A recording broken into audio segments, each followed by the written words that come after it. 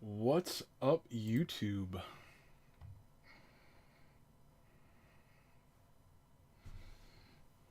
All right, let's see.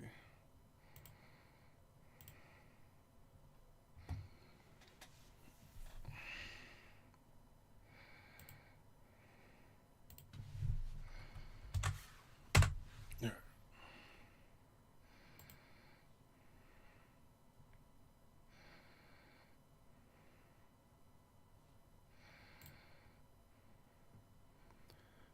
All right. Let's see. A little DQ2 OST. Say two DQT.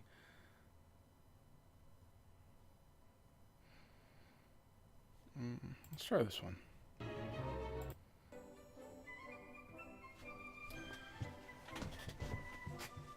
All right.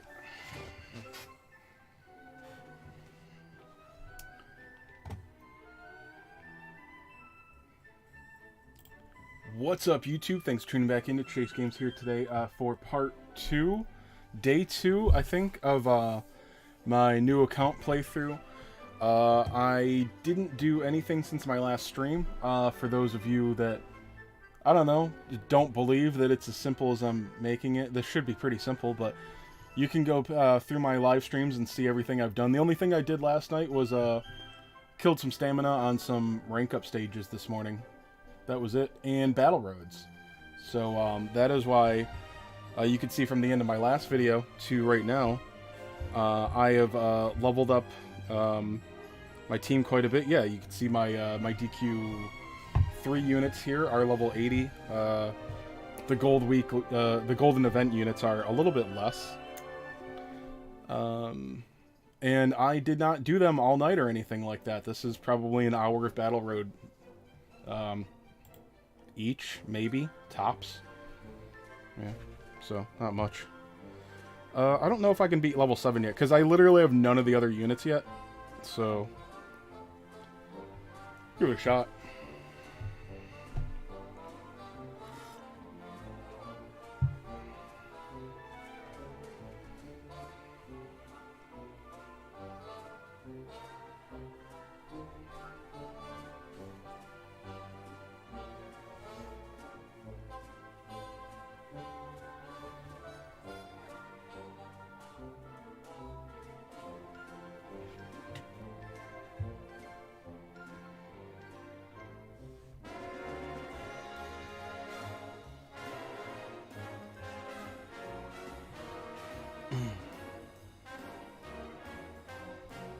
Yeah, I think I'll probably be too weak for this.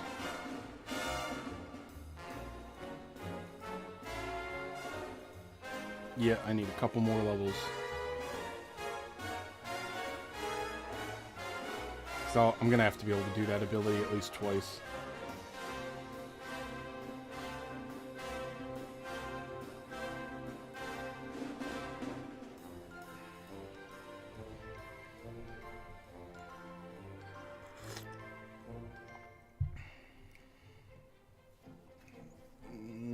Maybe?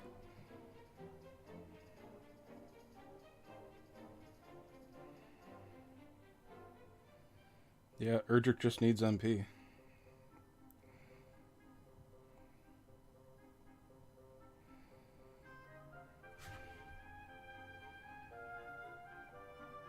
Yeah. No, that's not enough.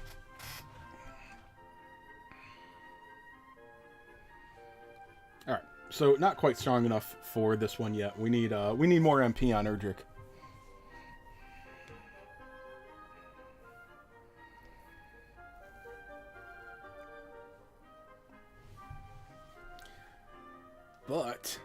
But, very exciting, boys and girls, we have enough for another multi. So I might as well get that out of the way. And I think I will, buy some Tact. I thought I'd have up 5,000, but let's buy, Let's buy 4 for Erdrick. Might get Bear Monster.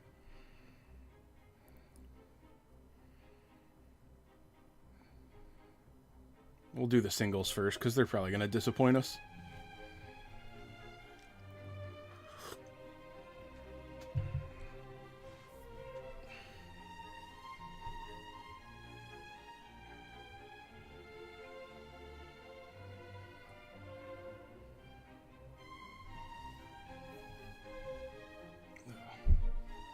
Marcos, is Bear Monster good? I've heard good things, but I couldn't really tell you for sure. Even my main account only has them at 1 Awaken. For the most part, if you're going to use Banner A ranks, they really need to have multiple Awakens on them. That's why every once in a while people will ask about using a meeting an A rank meeting ticket that you can get from the mini medals on an A rank. Which one should I get? The answer is nothing that you get at 0 or 1 Awakening is going to be useful 95% of the time. It's almost always useless. You're going to get them to fill a spot in your collection just for collector's sake, or for an Awakening copy. Oh, we got a slime party here. We're getting at least an A. Could flip. Probably rather have Bear Monster.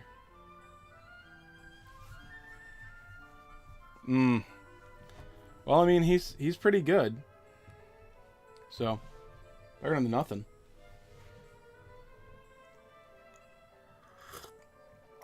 Alright, now let's go do our multi on the 3.0 banner.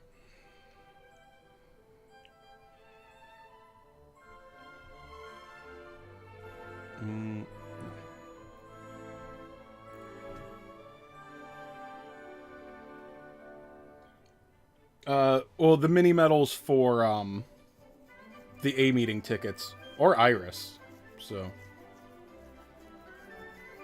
you'll figure it out, man.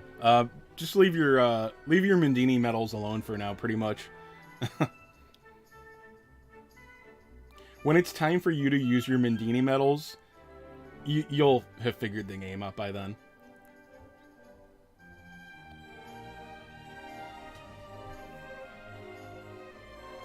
Alright, that doesn't really help. Actually, I don't even know what Gracky does, but I'm assuming that it's not any help. Dragon's good to have.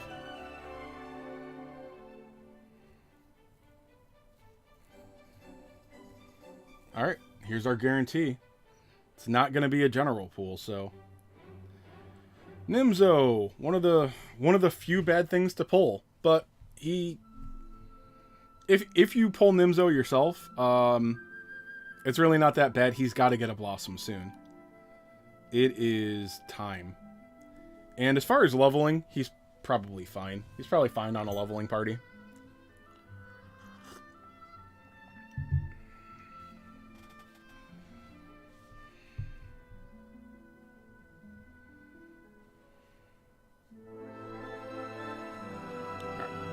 So, let's see where we are on story, where we left off last night. Yeah, we're in Chapter 10.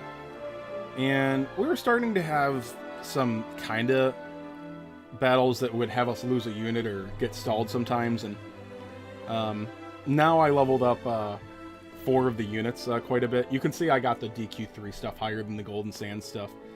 But I could probably be doing this with just the DQ3 units alone. And I could also throw experience scrolls onto Hargan at any time. So.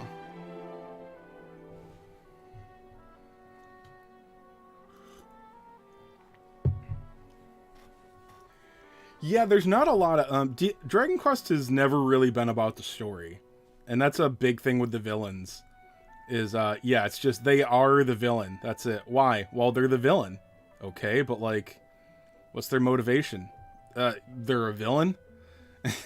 Yeah.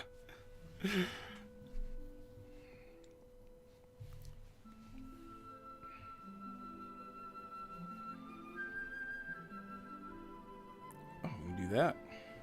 Gotta be careful. I can't kill everything. I gotta be able to get the chest next turn.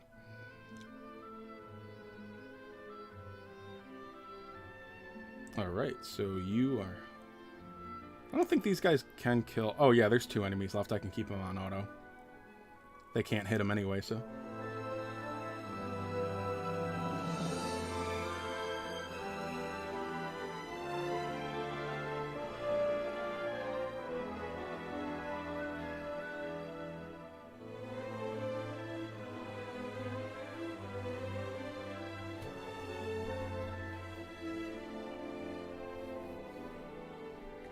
Yeah, dude, Final Fantasy, like, Dragon Quest makes sure that it keeps what works, which is like 90% of it, and then they tweak, they make improvements. And Final Fantasy is basically, for the last 15 years, they're like, what do the kids like now? Let's do that! Even though our series is successful. You know? Let's try making a shooter. Let's make action games. But the thing is, they don't do good versions of those games either. Can you just make me a AAA JRPG? Like, can you just make me a beautiful game like you always do with a super high budget that's actually fun to play?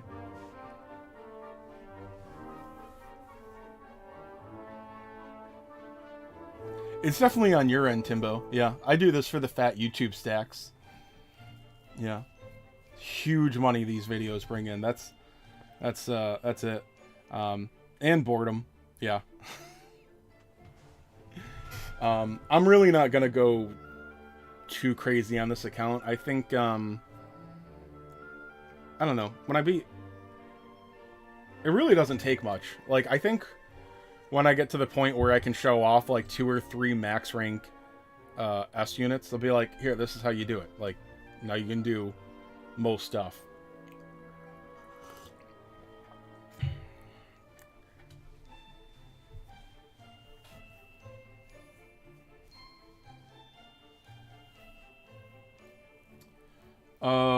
I mean, sometimes he can be regular Corvus.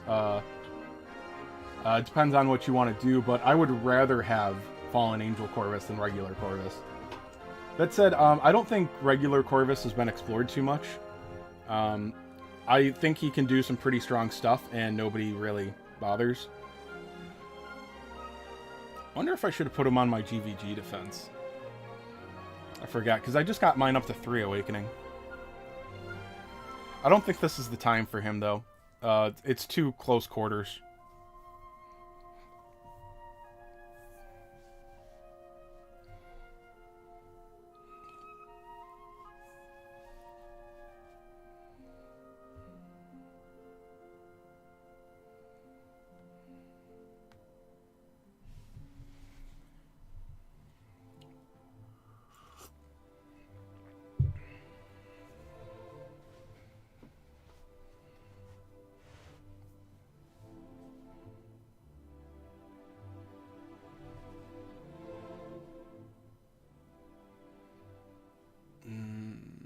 Okay.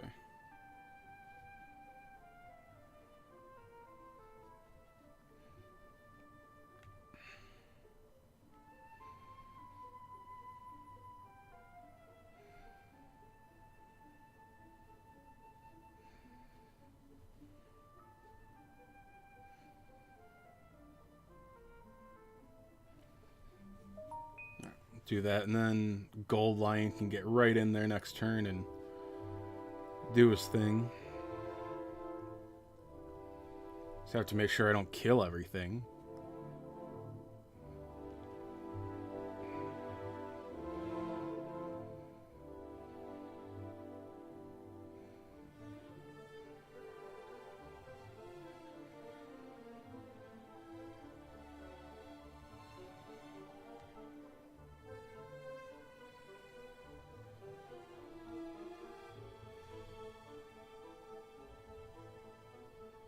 Better be a mini metal.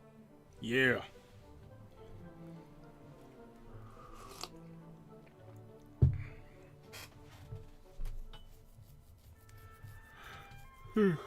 Mini metals are going to start coming faster.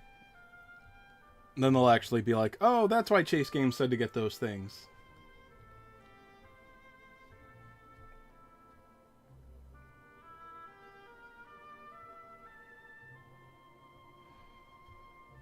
Oh, Zapple, that's so strong.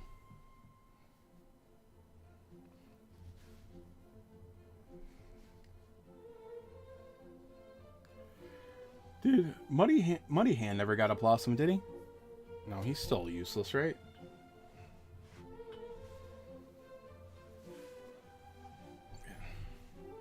Look like a wet homeless person. Shit.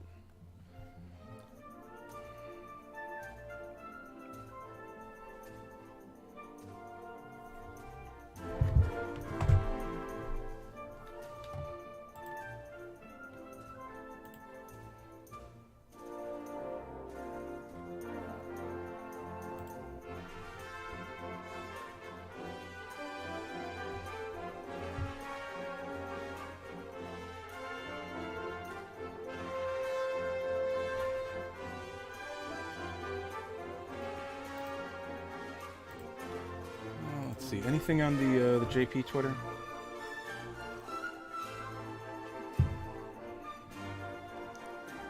Nope. Same place it was last night.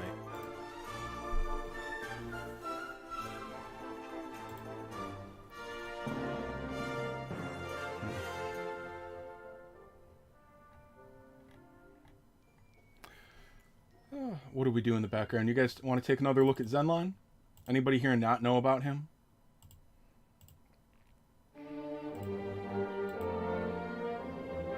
Watching Vegeta and Goku fight in the superhero movie with that epic music really made me nostalgic watching Kai on Nicktoons as a kid. Fuck, you're young.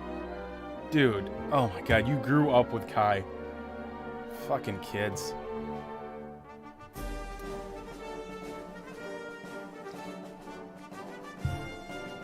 Oh, Zenlon. You don't know about Zenlon? Yeah, let's look at him.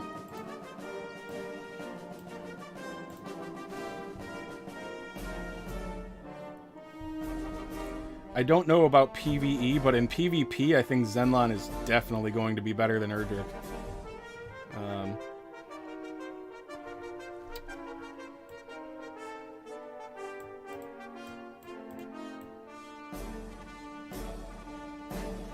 Better than kids that grew up with Super. You got that right, bud. Alright, we're going to look at him at One Awakening. And he is a dragon, even though he costs 65 points. So dragons, what are they? Let's say Master Rank 40. They're actually not that high.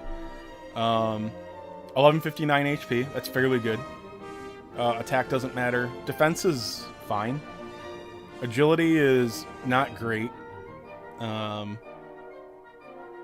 he's move 3. Here's the thing, though, this is obviously this is a big part of it. Aurora Breath, okay. Deals major frizz type breath damage and major crack type breath damage to all enemies in area of effect. Look at this. Look at that range. Okay, movement 3, and he hits everything that he sees basically.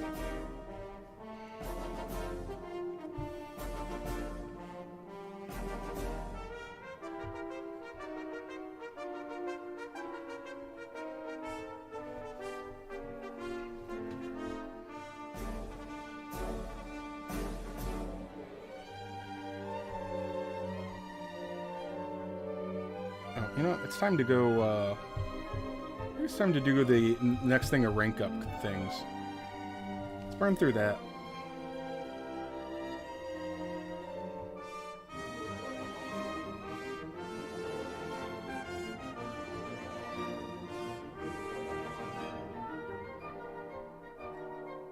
Alright, so you gotta do each of these intermediates 5 times. Yeah, dude, do you know how many times I've seen, where did it end? Goku throwing the spirit bomb or something like that? I think that's where it... There was one episode that it ended on, somewhere in the Namek Saga. I don't remember what part. If it was the beginning of the Frieza fight or halfway through the Frieza fight or something, but it just, never ended. Well, maybe it was after... Or maybe there... I don't know. There were a couple of breaks, but, like, you would just remember, like, waiting... Like, I wonder if it's going to be the next season. I wonder if it's going to be the next season. And then you get home from school, you put it on, or whenever it played, and you go, and then, oh, it's the farmer. It's the farmer with a shotgun. Here's Raditz. Fuck. That was before the internet, when you could just go check. Or watch them on your... That's why little boys my age would, like, watch Sailor Moon sometimes. Because if you liked anime, you didn't have choices. You just watched whatever anime you were blessed with finding on television.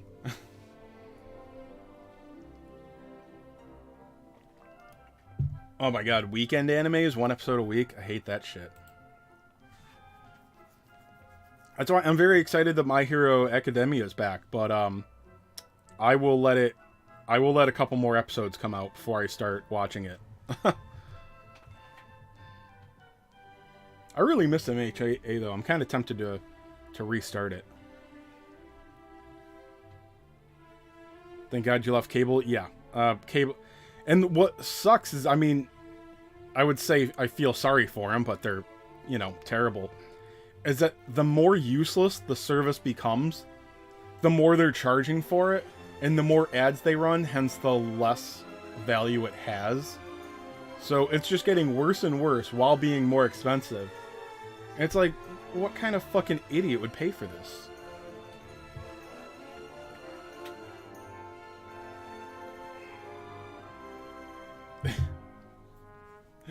Pirating apps. That's all I could do. Like movies, my first computer, I had a 4 gigabyte hard drive.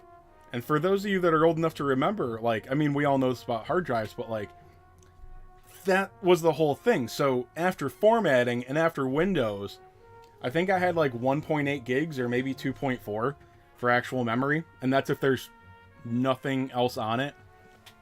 I mean, that's when you start looking through your music to see like, this movie is 780 megabytes. Like, I think I have to delete like some Linkin Park albums or something like that. I don't know. Using like Napster and iMesh and LimeWire, you would go into the album and click priority on certain tracks so that you could get them faster, because you actually had to wait for individual tracks to download. Going at 5 kilobytes a second was a decent speed.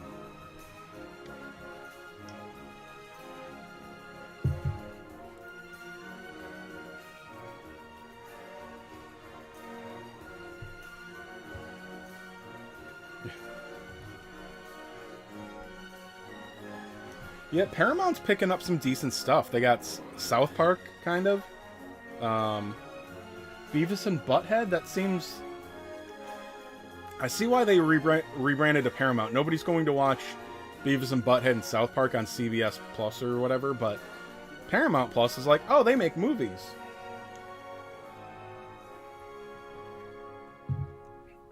So anyway, let's talk about Zenlon. Marco said, "Yo, what's up, Kirby?" Marco said he doesn't know anything about Zenlon. So, all right, so he is going to be 65 points. Let me shrink this a teeny bit. We'll leave it like there. So yeah, this is Zenlon. All right, so his leader skill, Dragon Breath Potency plus 25%. Now we do have CGM who has all breath plus 25, but so this is only limited to Dragon Breath. That is a thing, but it raises it by 25% instead of 20. Honestly, CGM has a better leader skill, but hold on, boys and girls. His base perk here, you don't even need an awakening for this. Actions start on odd turns until turn 10, so that includes turn 1, obviously. Turn 1 buffs are very important. Raise breath potency / recovery for dragons in a 5x5 area, including the leader, for 3 turns, and 4 turns for the user. Which, I don't really understand. That's... I guess that it means it would last on him till like round 12 or 13. Or whatever, which... I don't know. Not really that big a deal. There may be something there that I'm not understanding the importance of, kind of behind the scenes. So other than having this crazy good breath attack that's going to do frizz, it's one frizz breath hit and then 1 crack breath hit. So weaknesses, resistance and weakness is going to apply individually to each strike. And with that kind of range, that's going to hit a lot of shit. It's going to do a lot of damage. And keep in mind, he's going to have essentially a 40% buff on that if he's the leader. And then, okay, well, you can see he's not terribly fast. Okay, his HP is decent. Nothing crazy at Awaken 1. Pretty good HP at Max Awaken, but we'll look at him at Awaken 1. He takes half off the first 3 hits.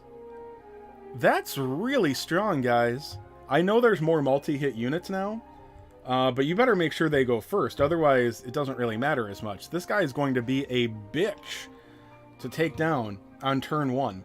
And he is going to fuck shit up. You don't want this guy getting off an attack.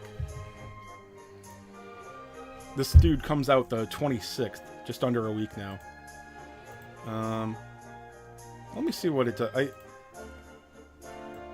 Well, let's see if the damage calc, how that works out here. Alright, so 130 divided by 91 plus 1 times 187.5. 455 a hit. And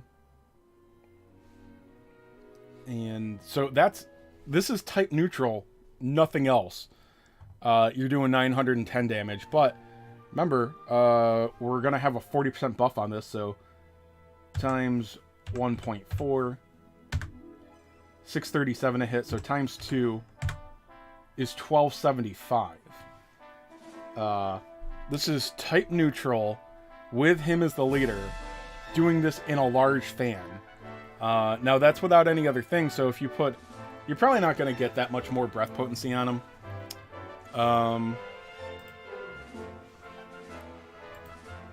What's he doing?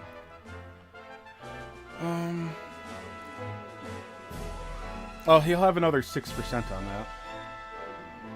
So, times 1.06.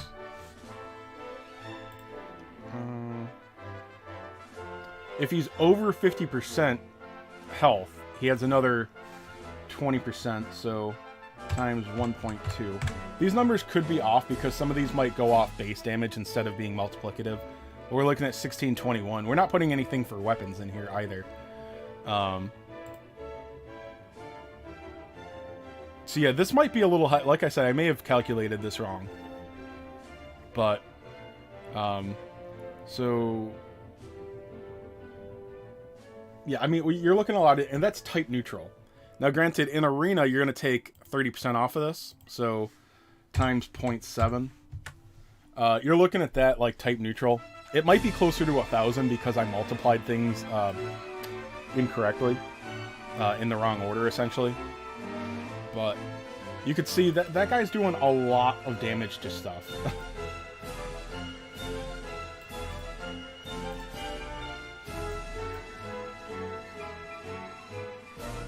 So, yeah, Zenlon's going to be strong as heck.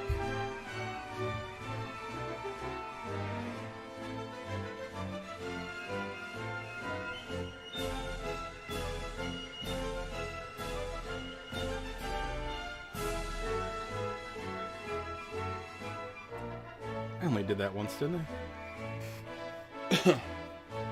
When does he release? He releases on the 26th. So, what is that, Tuesday?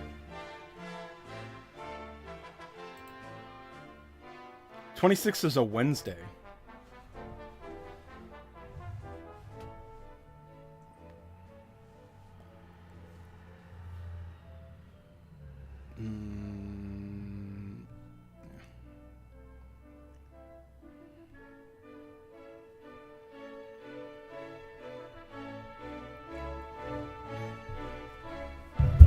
Also, hello Parafusion.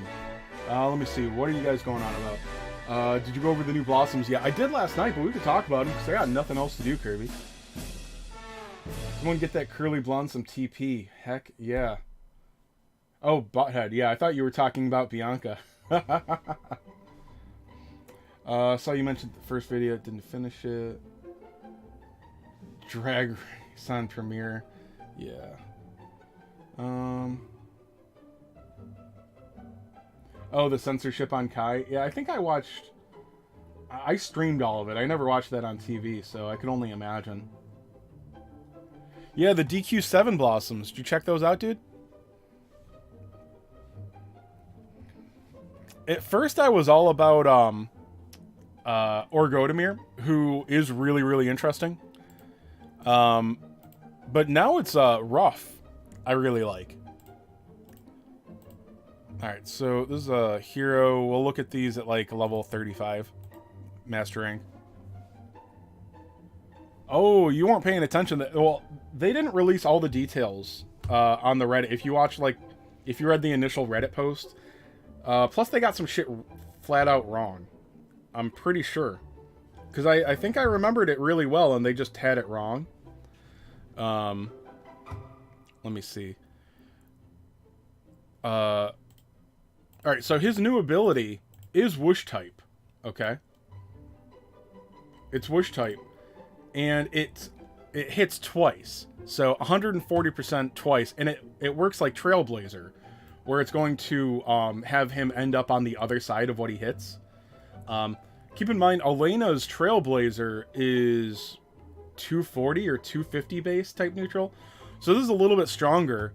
And obviously being Whoosh makes it potentially more situational than Trailblazer on Elena.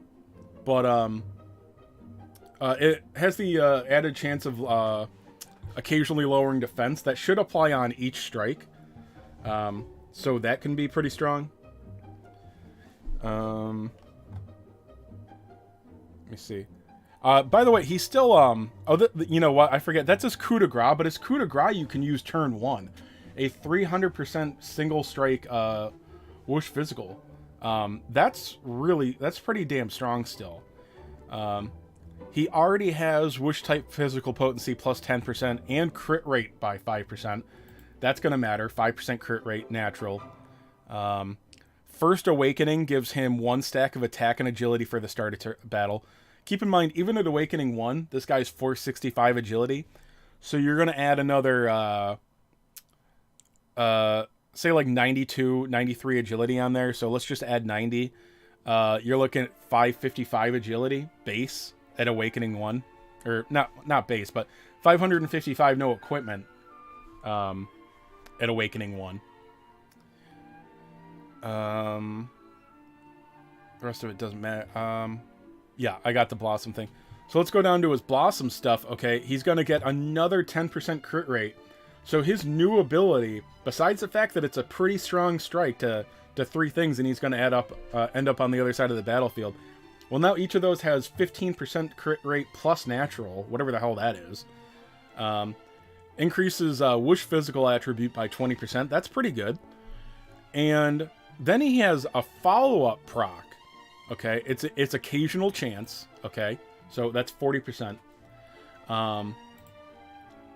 So whenever he's within 1 to 3 range of an enemy that takes an attack from one of your allies, including himself, he has a 40% chance to do 2 strikes at so it's only a 65% multiplier, 65% potency, but it's 2 strikes, each with a 10% chance to lower defense. This is going to help finish things off. This can help get through shields. Can help lower some defense more.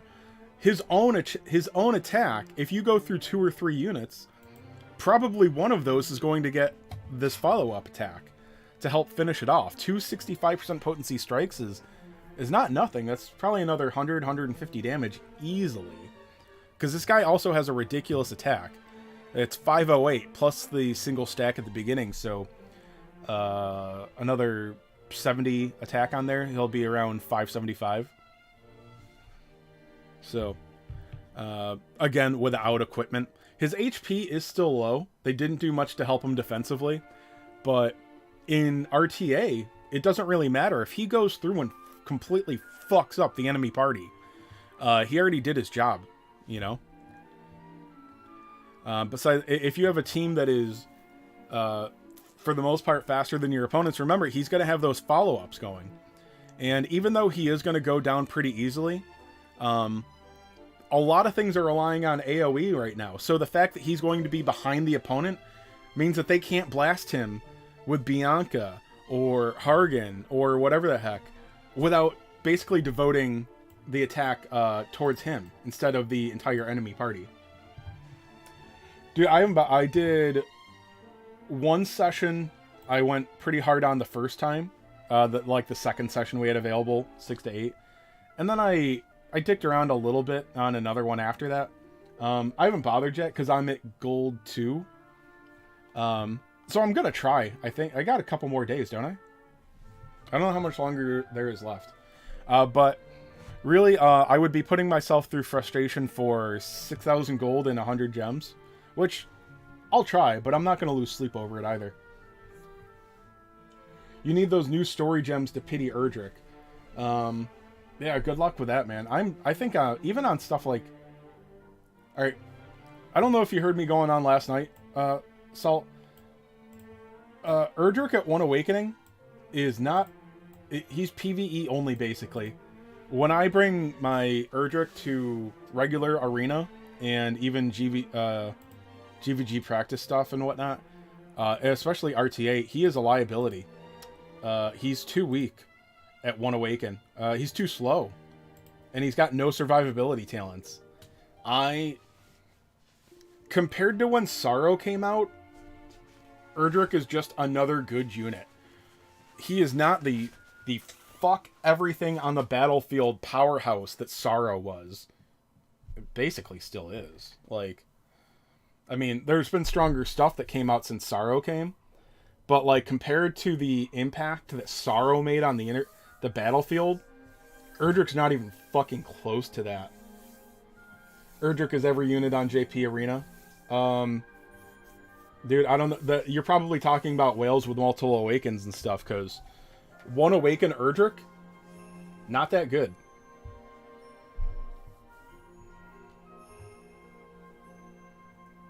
I would imagine it's got to be easier now. I would imagine that all the whales are finally done with the excitement. Like, oh, we're literally just trying to beat each other, you know?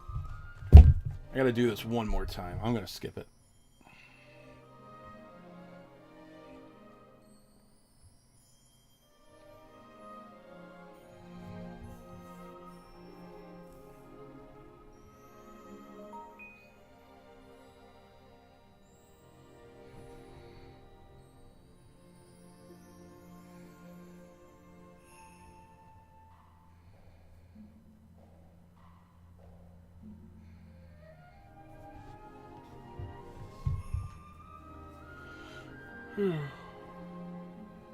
Yeah, so talking about the DQ7 stuff, yeah, there were definitely some details about them that were wrong in the Reddit post. Or I remember terribly wrong, but like, I'm usually pretty good at remembering the details on Blossoms. Not important things in life, but like, new unit details I'm usually pretty good about if I'm interested. Because Orgodamir, I swore that the first place I read said that there was he had an occasional chance to charm on all of his attacks, but it ended up... The translation says rare, and then the actual numbers in the database say 10%, so very rare. Let me see if they're still up here. God, it's all fucking Pulpos. Dude, good Reddits don't allow that. That's so sad. But it's like, oh my god, people are using the Reddit. Just let them do whatever.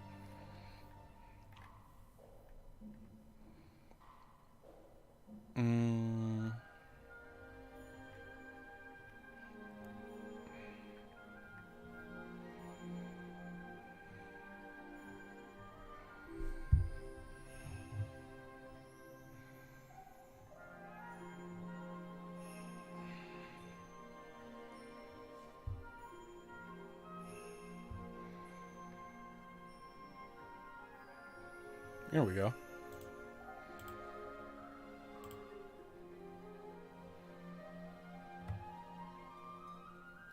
Yeah, okay. So whoever oh, it's actually Jacob. Okay. I'm really glad that he put him on, but yeah, this is such a huge difference between 10 and 40% charm on all targets, because remember, this guy has a fan base major for his breath attack. I was like, oh my god, that's godly. But yeah, they didn't I can't remember. I felt like he missed something, but so yeah, let's take a look at Orgodamir.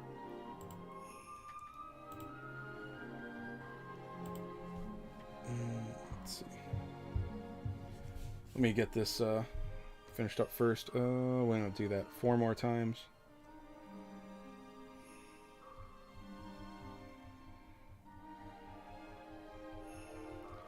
Sometime today. Fuck, it's so slow.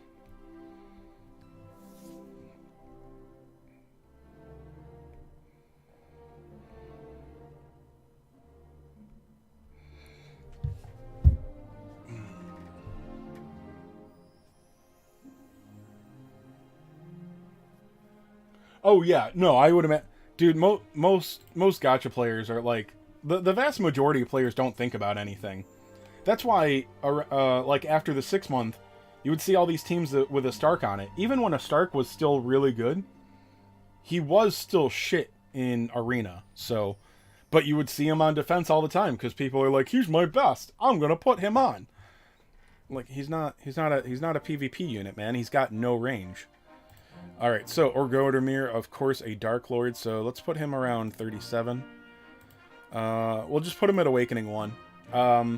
So you can see the Blossom gives him like another 150-ish HP. Not much else in stats. So this is not one where they gave him a whole bunch of stats. Just a fair amount of HP. He already has Nadirian Flames. Deals major Frizz Breath type damage to all enemies in area of effect. Rarely raises damage taken for 3 turns. And then he does still have this attack that occasionally confuses. And if you take that to plus 10, it's actually a 60% confusion and 10% damage taken increase. So, I mean, if you're in a situation where you just need to confuse one unit, this is actually pretty strong. I mean, that's going to guarantee confuse anything that's weak. And then the 10% up, I mean, that's just a nice rider. So the reason I bring this attack up is that now it also has a 10% chance to charm. Not really a big thing. Now, at first it was exciting because we thought that was adding a 40% chance to charm, which was big, but it's not. So he's got Psyspark. I think Psyspark sucks, so whatever. So anyway, this Nadirian Flames having a 10 to... If anything's weak to charm, it's a 20% chance. Meh. I mean, it makes it a little bit better. But his new ability, Devil Suction, is a large typeless spell damage. So this guy's moved 3 already. This is range 2 to 4. Inflicts spell damage on one enemy. Recovers 100% of the damage inflicted on your HP. Okay, so that's the new ability. Alright, this is something he already has. He already deals an extra 20% damage if he's at max HP. Okay. So the first time he drops below 20% health, he's going to heal the full. That's good, but, you know, between 0 and 28% HP is pretty low. Well, he also gets Indomitable Spirit. The first time you knock him out, he heals to full. So, I mean, that's pretty strong. I'm saying that because it will work with his other thing. So, Indomitable Spirit brings him back at 1 HP. But because he dropped below 20%, it's going to take him up to max. It should work together like that. And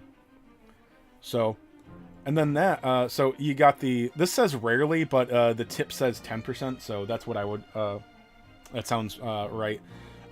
When he's attacked by an enemy, if the enemy is within range 2 to 4, occasionally attack with Devil Suction. That's his new ability that heals 100% damage done. Typeless spell damage. So, that's pretty strong. I think Bianca's weak to confuse. Yeah, that's a good one. So anyway, this dude's going to be pretty strong, and you're not taking him down with one attack. Oh, well, okay, so you could multi-strike him down. It is possible. His HP isn't high, but, you know, this guy's going to have 1300 HP in Arena. That's still a lot to do. He's weak to Bang and Crack. So there's not a lot of great crack damage right now. You could have Killing Machine take him down with successive hits, but nobody brings Killing Machine to Arena. And Bang, there's not a lot of multiple strike Bang. There's nothing important that's a multi-strike and Bang right now, so you're not finishing him off with Bang, really. So, and then Zam and Whoosh are not great resistances, but Zam's gonna be a little stronger with Hargan now, so at least when he's not weak to Frizz, that's good. Like, that's the best you can hope for now, is not weak to Frizz.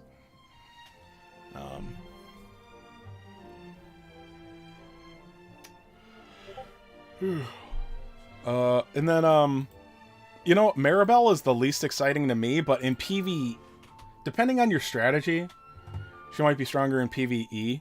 But PvP, I'm not going to say that she's bad there either.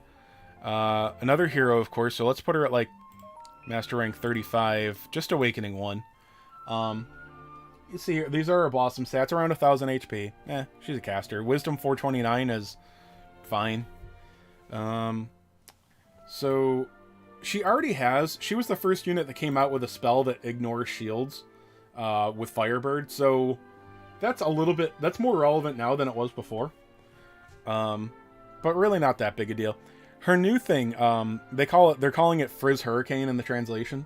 You can see here, now, keep in mind, this is, it's a front 3 plus sign, pattern. There's no little X in the middle. Like, if you can see here, on her coup de grace, you have to actually target something here. You can see that this attack also has a little X. This does not need to have the target in the center. If it hits anything within the pattern, you can cast it. So, and this is going to do major Frizz spell damage and major Whoosh spell damage. Okay, so that's already really nice. Very similar to the Sage, but with a different attack pattern and range and whatnot. You could actually argue that it's better because it's more range, but less area.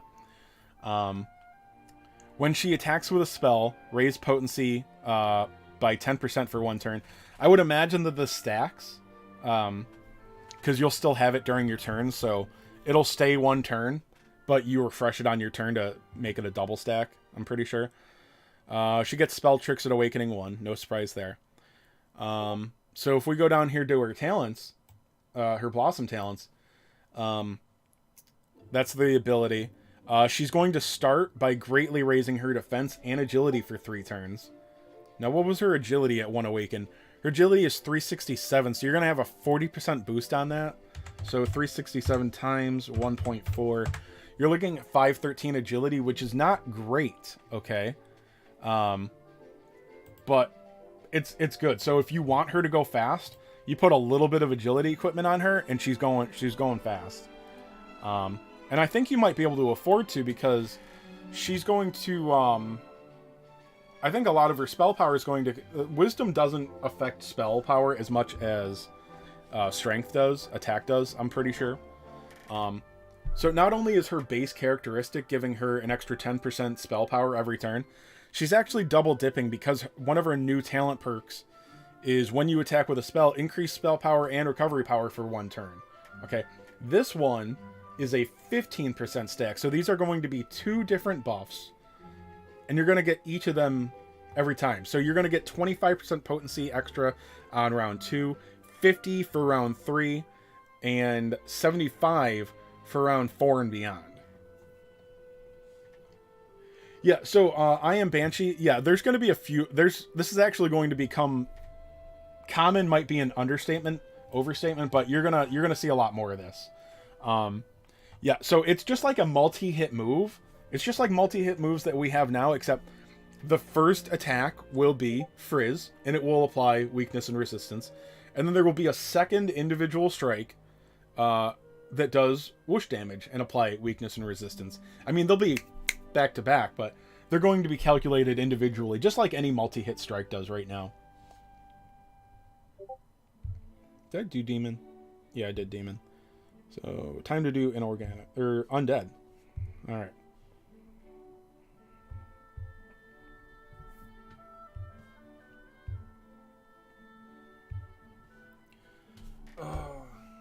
What's up, Jacob? Jacob, you just missed me cursing you out for your terrible, terrible translation for Orgodamir on the Reddit last week. Shame on you. I'm just kidding, man. You do a great job, but yeah, I got very excited when I thought Orgodamir had a 40% chance to charm things. Turns out it's 10%. Unless the guy on the database messed up, but occasional chance to charm on all attacks is pretty stupid. So I mean that's got to be way too strong. Oh yeah, the other thing about Maribel, I already covered this up. She has another perk called Abby's Promise. The first time she drops below... Oh, you fixed... Okay, good. The first time you drop below 50% HP, she's going to activate a skill called Abby Promise. Okay, gotta go through it again. That is going to increase... So it's, you can see here, it affects everything within this area. This is a 3-tile wide rhombus. Everything is going to get damage 30% up for 1 turn. And she gets it for 2 turns. That's pretty sick. That's pretty damn good.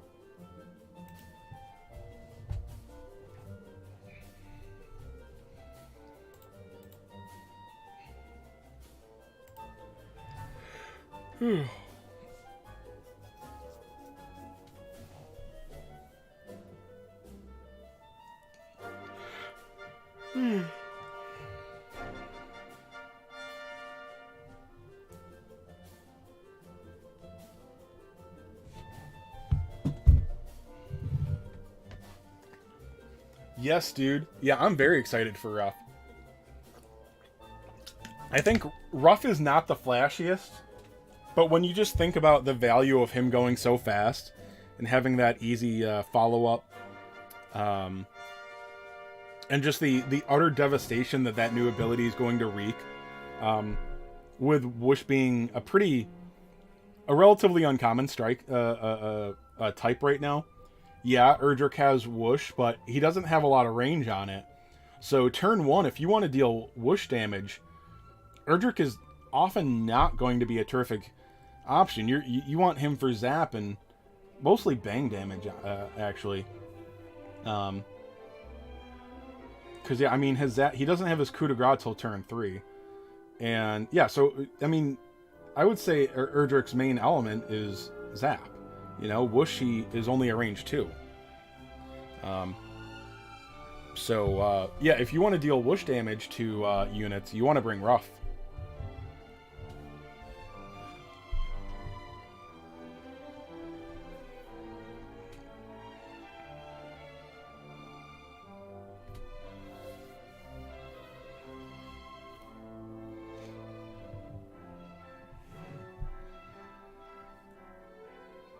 I probably miscounted on some of these or missed one, but I think I did all of these 5 times now.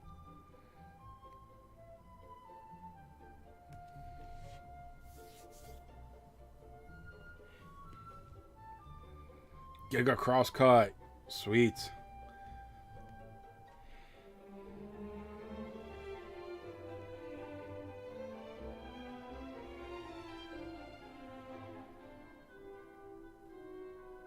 Gotta go get our Barra monster.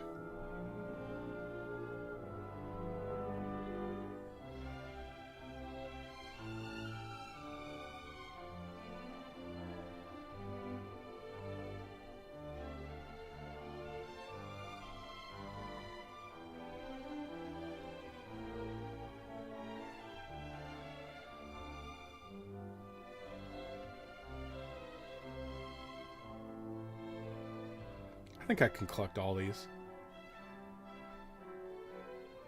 Ooh, barely.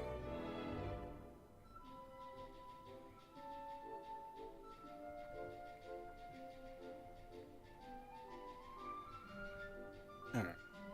Let's see. Alright, we'll go finish up chapter 10. That unlocks Blossom Doors. Then I think we could probably get far enough in the Blossom Doors to get whatever Hargan's new ability is called.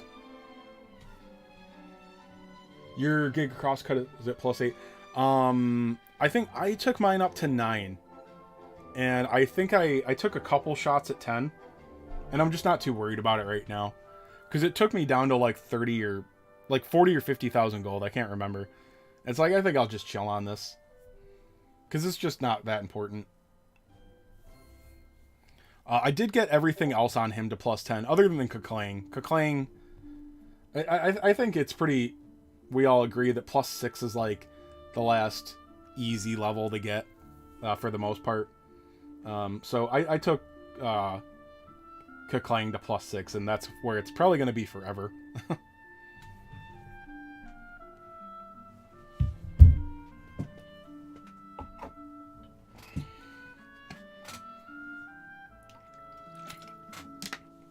More bang tomes? Oh, I farmed everything up in the last event, dude.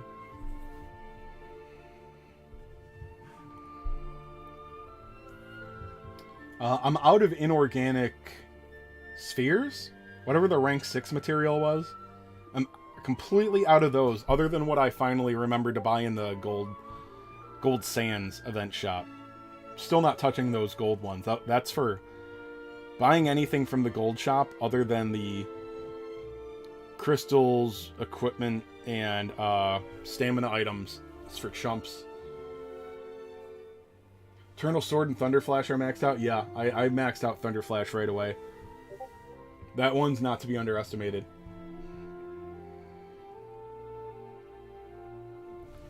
Alright, Chapter 10, Part 8.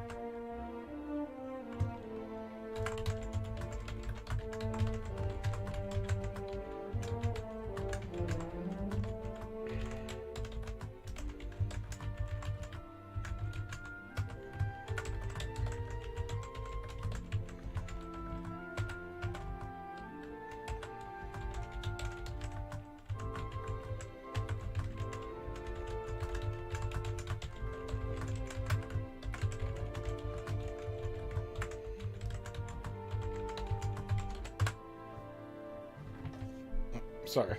Let's see. Oh. Some of the chasers are still finalizing their teams. Yeah, I heard that they just added like a bunch of pretty much everything Dragon Quest that you can play on the PS4 and 5 is on Plus now, which is smart because nobody's buying those games anymore. So I think they're the kind of things that people will see and be like, oh, I've heard like really good things about Dragon Quest XI. I'll give it a shot. And that game will capture you immediately.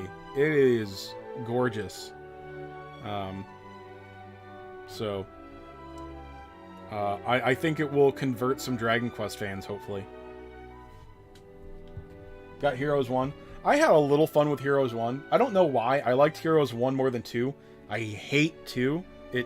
I hated it. But they look so good. So I might go back to Heroes 1 sometimes.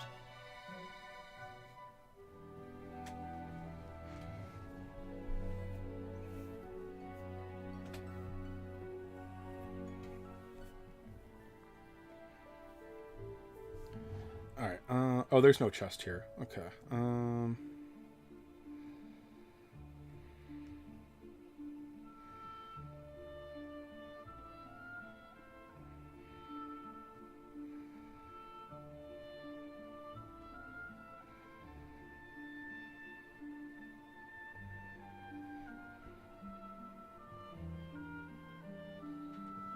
lots of fun with Heroes.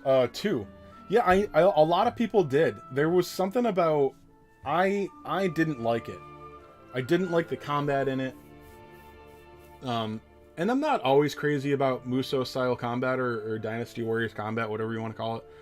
But I just felt like 2 was extra flawed. I didn't like it.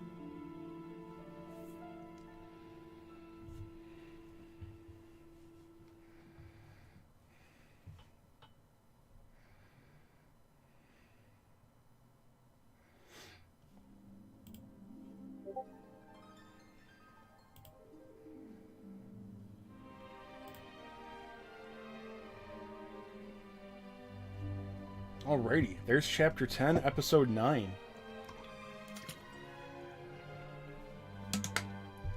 All I did was, a little bit of Battle Roads. Still no experience scrolls. No iridescent orbs invested. Nothing. No extraordinary pull luck. No ridiculous farming. I did the rank mats missions for extra player experience. That's all. Haven't even used any of those rank mats yet.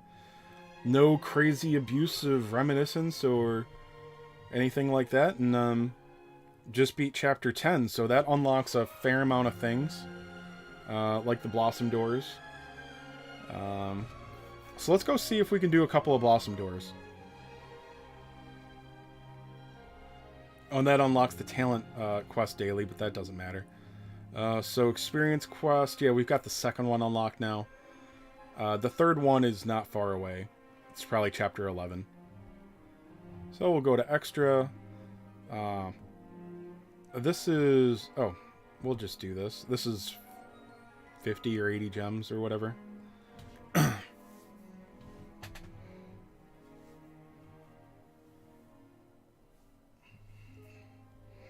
You heard they added Ragnar in a special battle with Malroth? Oh, that'd be cool. Was Malroth already in DQ2?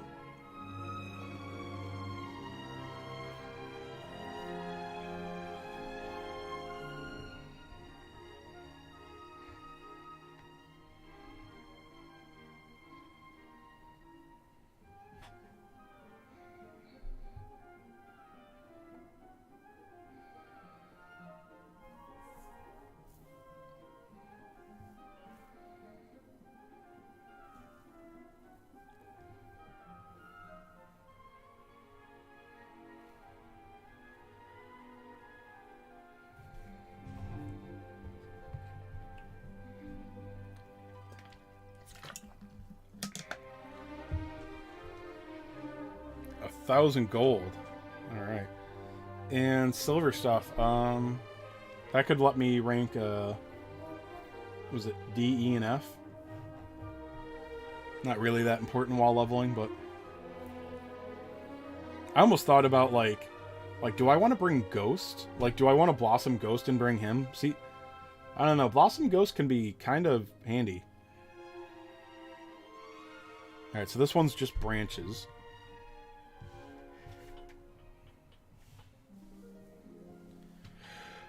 I gotta get 4 Lotus. Although there's 3 in the shop, too, so...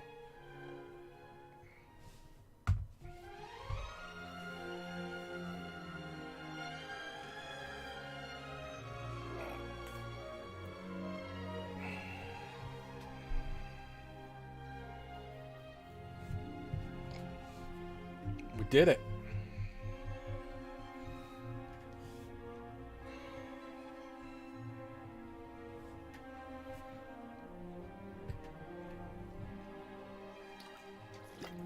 You know, that silver stuff might let me get a little bit done on Erdrick's talent panel. I never even thought about that. I think I'd rather have some Blossom units first on an account like this.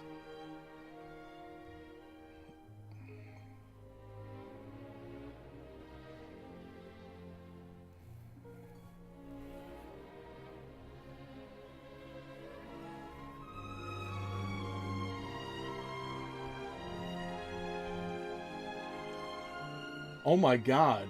Bruce Wayne is here. What are your thoughts on Dragon Quest Treasure game? I'm interested in it. I've never played a Monsters game, really. Other than dabbling on the Game Boy Color one last year. But the original Game Boy Color version is very, very, very dated. So you need some nostalgia glasses to go back to that one. I'm spoiled by modern games, so it's like, where am I supposed to go? Like, I don't know what's going on.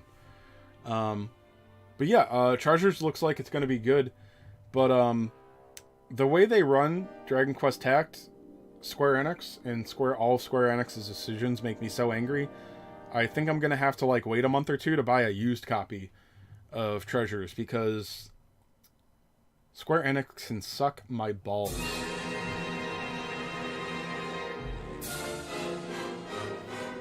Jacob, you're gonna pass on Treasures. I didn't see that from you. Thought you'd be hyped for it. Treasures event and Builders event. I've heard Builders event for a while.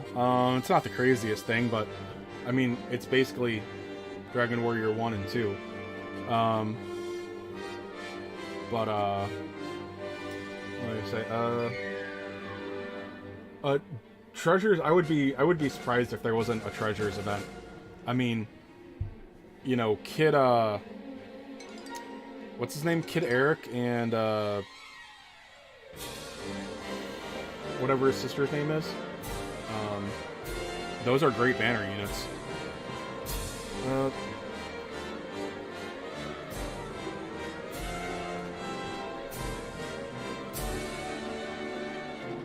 You want a Dark Melroth? A Dark Elf Melroth. Is that a thing from Builders? Jacob, how many times I gotta tell you, man, you're not getting 10 offline unless you're willing to play it in Japanese.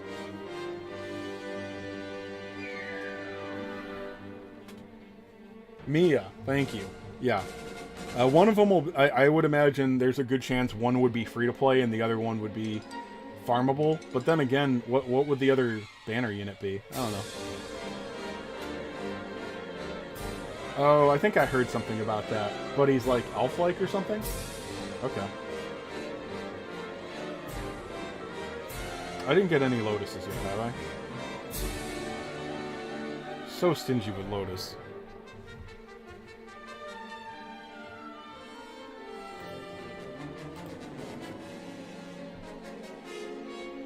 Oh, he's a companion. Okay.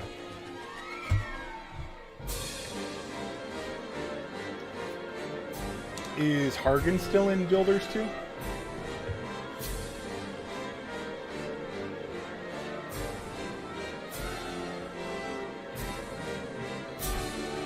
Oh, I got some epic music for the Blossom Door fights.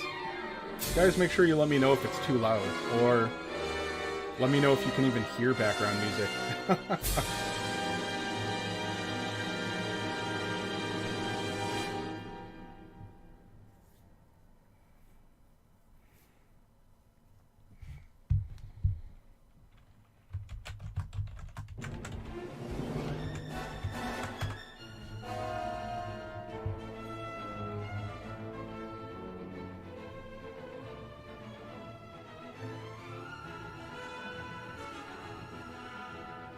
Alright. Let's get some Lotus. That's enough branches. Just one Lotus is enough, because then I can buy 3.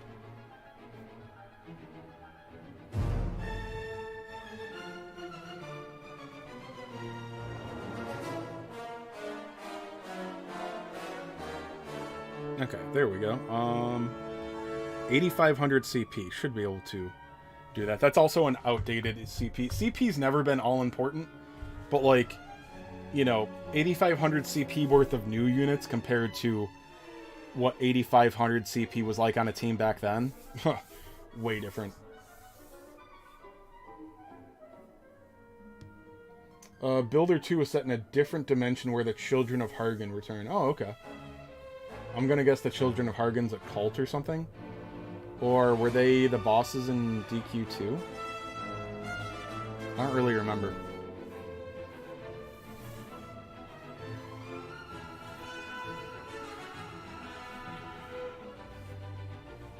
Yeah, I remember that about Builders 1, which I think is pretty cool.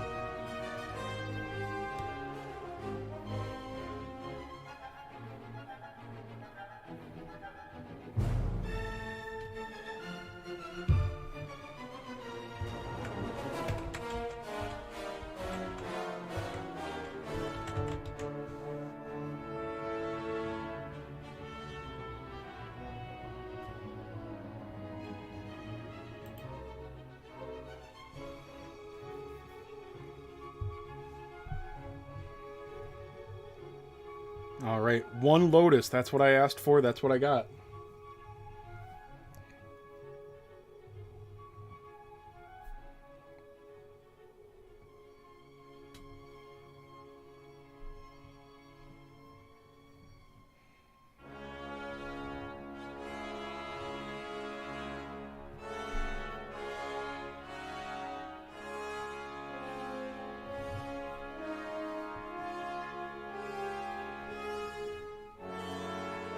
Uh, I'm going to throw all of the tact points I can, and a paid ones only at Zenlon.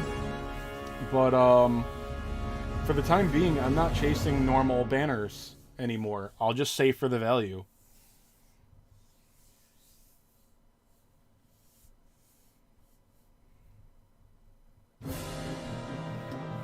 Plus, I've heard from a few guys, Pack, Trop, Game Vision, I believe they've all said this.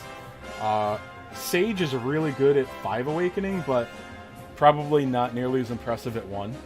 I'm sure it'll do great things at 1 Awakening, but...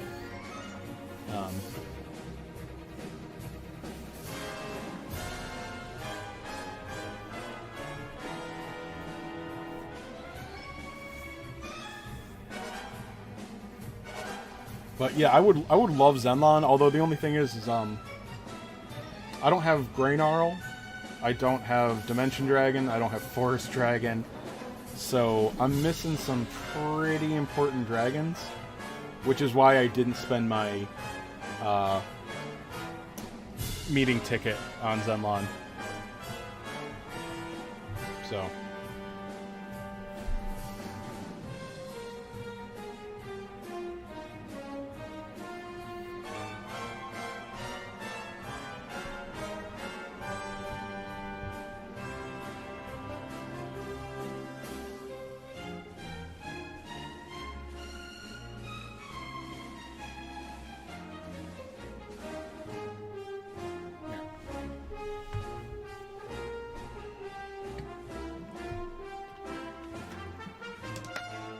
Yeah, Blossom Zoma's gonna help a lot.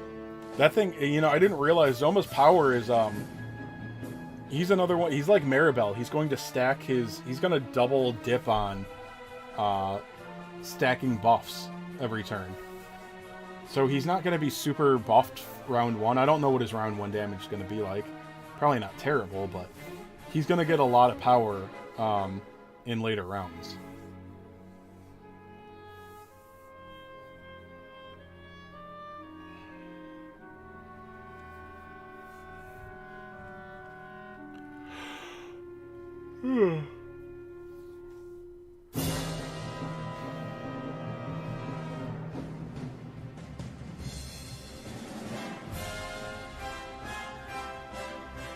Haven't gotten much from the celebration banner, dude. I think I got lucky on the first few days, and I don't think it was anything crazy. I think I pulled some okay stuff for a couple days, and then yeah, the last 4 or 5 of my free tickets just garbage, hot garbage.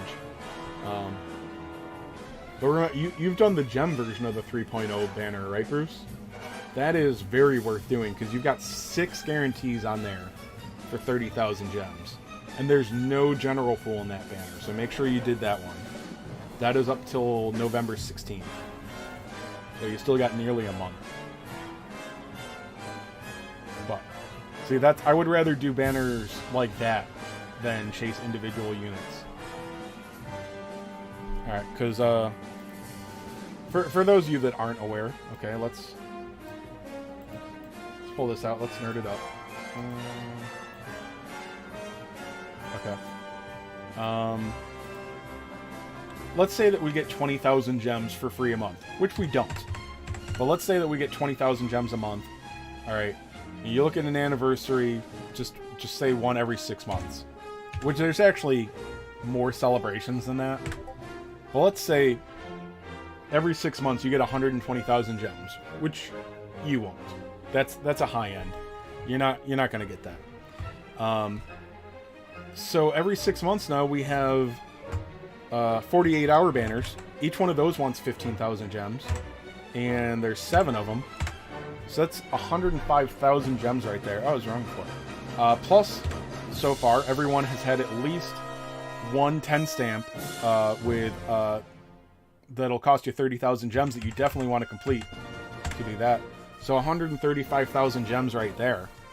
Okay, out of the way overestimate of the 120,000 that you could earn as free to play over 6 months. I would rather be able to do all or most of anniversary polls than chase one. I mean, Think about it. If you have to go to pity on a normal banner, that's 45,000 gems. Okay, that gets you one unit. Now, if you can hold off for just a couple of months, that you could do 3 48-hour banners for what you spent on that. I'd rather do 3 48-hour banners than chase one copy of a new unit. It's just you'll get more power in the short term going for the new stuff. But I'll tell you, when you profit, and a lot of people are realizing this now, is when those shit pulls like Rough and Hargan and the DQ6 units and stuff, they all suck now, right? Well, DQ2 just got Blossom, so we know that. We all know about DQ7, we just talked about it.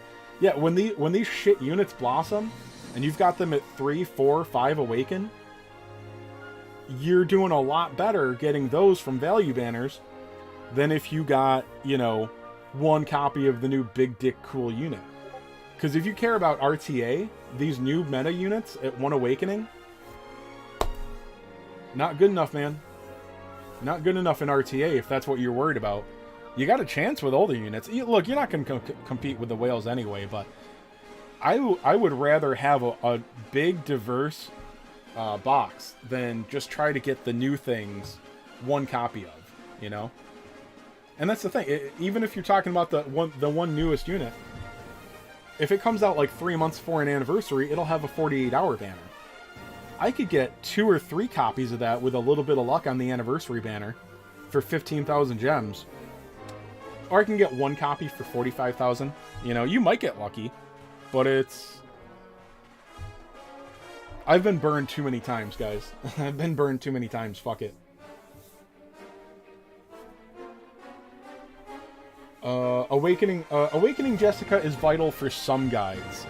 Her first awakening gives her MP regen, so depending on it, if she only needs to do 1 hit, she doesn't need an awakening. If she's gotta like finish something off afterwards, yeah, she needs the first awakening.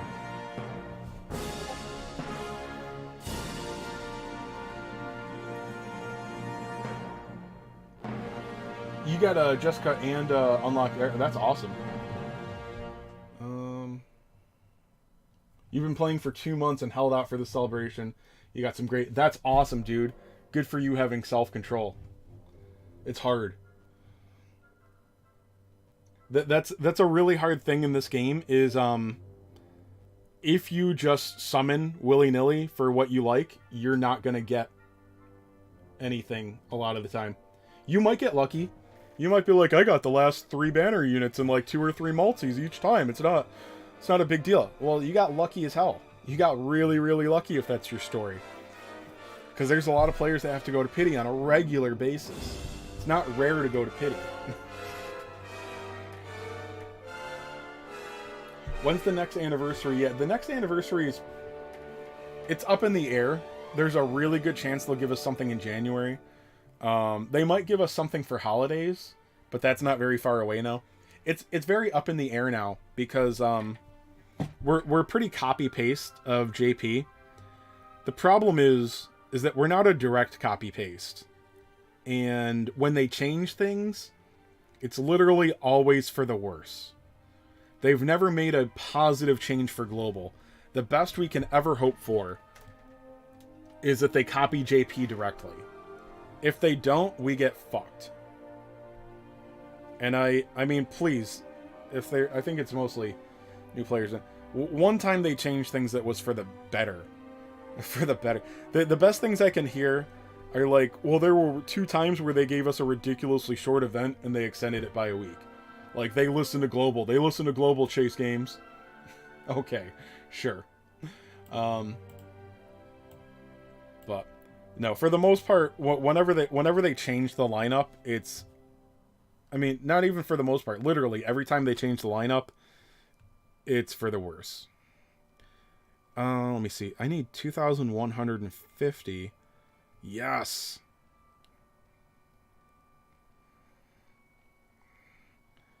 And it's not even a good idea to do this yet because these are a complete waste on Hargan. He doesn't have the MP for this ability. Probably. He might be able to use it once. Ugh.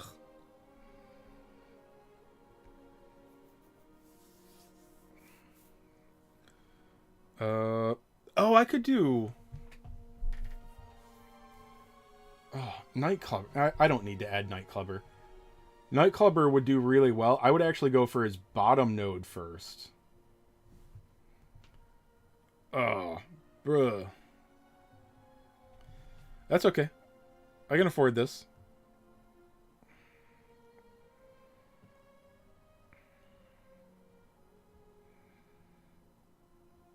No, I can't. Do they have them in the... Did this give us Blossom materials? Yeah.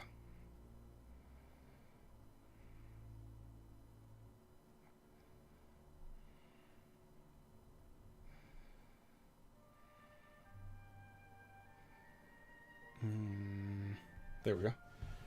What's up, Kenneth? Might want to not look at those phone... I think there was a phone number in one of those. Oh, that's my voicemail. Go ahead. I can't stand notifications.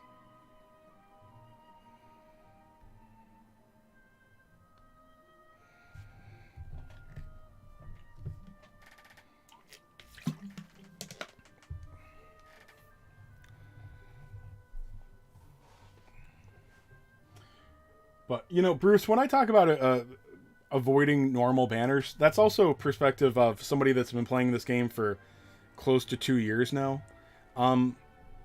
Now, celebration banners are much, much better. But they're not as bad for you, because you still really want a lot of the general pool. So... Oh, I have no tomes at all, so, okay.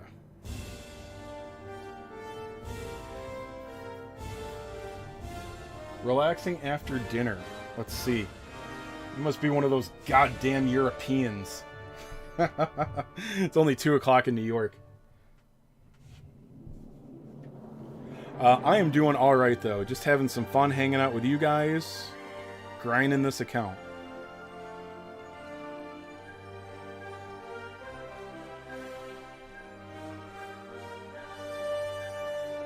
Another 900 gems. What do I want to do now? Let's finish up the beginner missions. Alright. Clear ability upgrade plus 5 times. And alchemy. Alright. So we got to do some alchemy.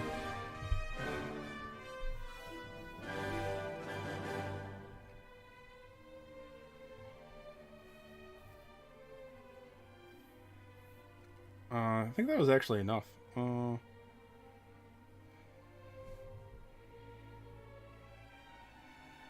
Yeah, because I already did it one time in the tutorial. Upgrade ability.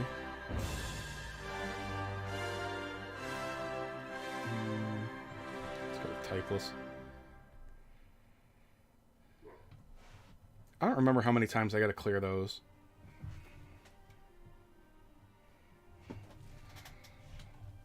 Netherlands. Okay, I don't get that one very often. Already been awake for 14 hours. It's 8 p.m. here. Almost bedtime. Oh, Steve Cassidy, welcome. Is this an alt, or did you delete your other account? No, it's just an alt. Yeah, I can load the other one up anytime I want. So this is just for me advising new players. Just so I can give them more concise advice and something to stream. It's really not anything terribly exciting to stream right now, so.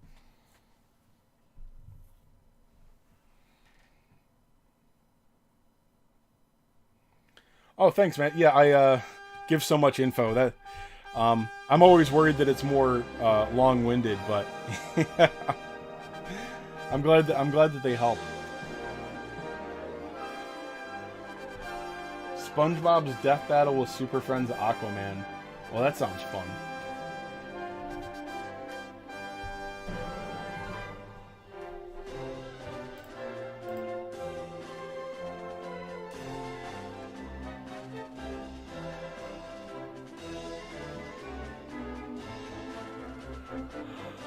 Alright.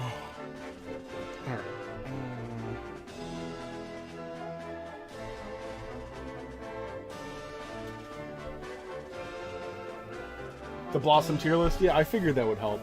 Because that's another thing that long-term players, like when one of you new guys walks into the Discord, it's like, look at my box, what should I do? And they're like, oh yeah, 4 of these units are really good. And I'm like, guys, slow down.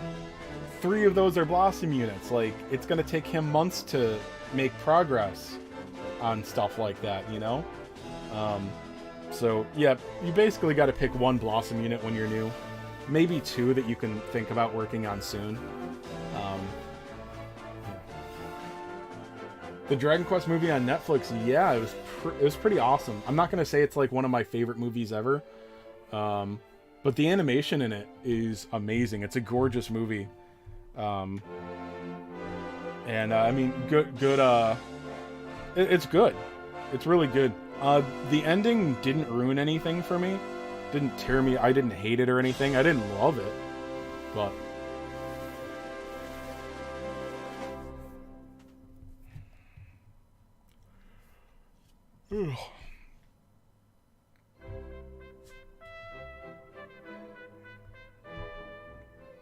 alright, so I think after this I just have to upgrade an ability like 5 times and then I can finish the beginner missions.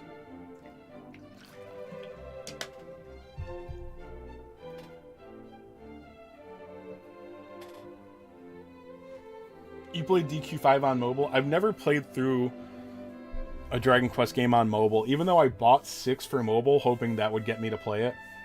And every time I open it up, I'm like, pass. I don't want to. Fun fact about the Netherlands, DQT is banned, and so are a lot of other gacha games, because of a law we have regarding gambling, so we can't play the game unless I download an APK every update. I've heard about that. Okay, so in Dokkan, that's a gacha I played, they got the same thing.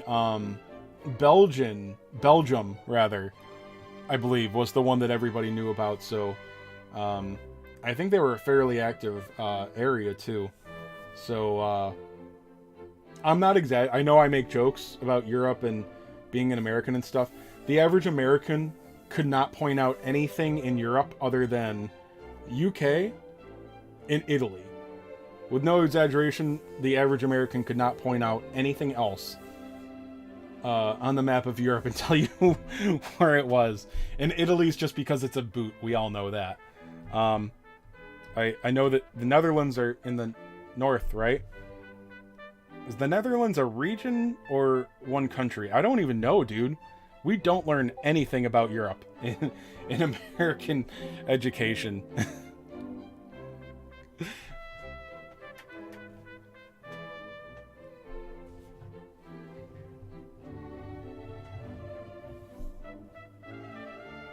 It's where Amsterdam is. Okay, you know how to... oh, yeah, Bruce, you know how to explain it to Americans. Oh, Amsterdam! I know Amsterdam. They love the drugs. Oh, that could probably clear that, but let's see. I gotta go upgrade some abilities. Robin Hood, he's a good one. Is there anything? Gold Lion. There we go. We'll do it with Dragon Slash.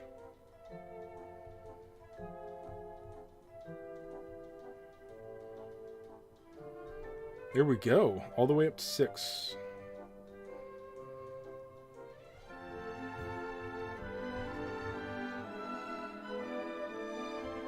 Oh, I have to clear ability upgrade quest 5 more times.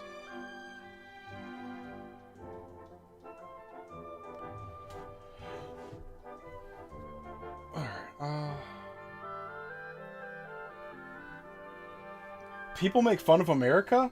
I couldn't imagine what about. Netherlands is one country. Okay. Here in I live in the northeast of the U.S. and right next to New York is an area called, they call it New England, and like I don't know if you keep up with American football even a tiny bit. Like, there's actually a team called the New England Patriots. This is hours from where I live, which is nothing in the States. Like the United States is like 3,000 miles across pretty much. And this is like 100 miles from me, maybe 2. I thought New England was a state when I went there. And I remember being in the state of Massachusetts and wondering why all these signs were talking about New England.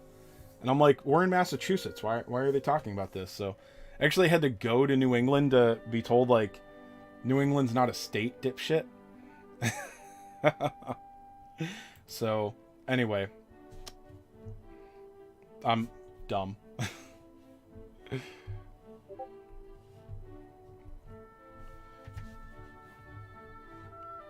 I live right in central New York, actually. Just right for me. I do not care for major metro areas, so I know I'm in the minority. I'm prematurely grouchy, but whenever I'm across the country, like I'm a truck driver, and I was over the road for a while. I think I'm done with that, but when you tell somebody halfway across the country you're from New York, they're like, "Oh, what borough are you in?" That's how they separate the areas of New York City. I'm like, "No, I'm not from that cesspool. No, I'm from central New York. It's a pretty nice area, other than stupid liberal policies and whatnot that affect the whole state."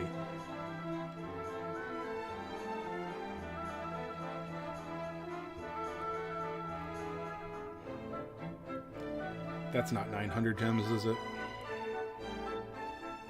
300. Alright. We got another 500 gems we gotta get.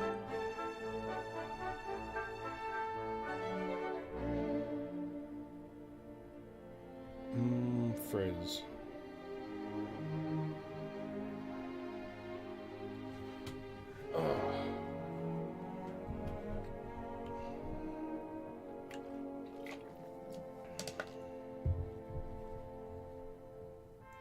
Oh, Fahrenheit? Yeah, dude, yeah, Celsius temperatures mean nothing to me.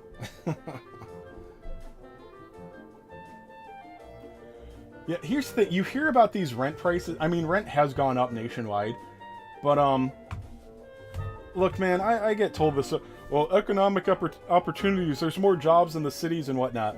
These people that are whining like, I'm homeless in San Francisco because an apartment costs $1 bajillion a month. It's like, why the fuck are you in San Francisco? It's the most important... It's the or one of the most expensive places to live in the world. New York City is just a little bit... New York City is ridiculous too. New York City is a terrible place to live right now. People were fleeing from there for the last 2 years. LA as well. There's still too many goddamn people there. It's like, you can't survive on a minimum wage job in New York City. No, you can't. So why the fuck are you there? Oh my god. You can live much cheaper in so many parts of the country. And I'm not talking about out in the sticks, out in bumfuck. I mean, like, just move to, like, a not overpopulated area. I have no idea why anybody wants to live like that. You're in Virginia, okay. Yeah, I mean, Virginia's got some pretty popular areas too, so I can only imagine.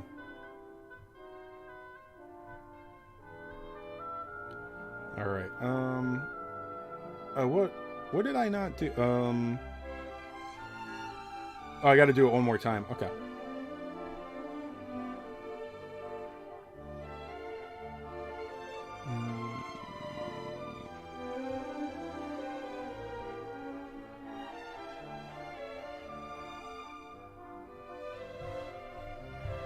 Sugarland, Texas. Oh man, I love Texas.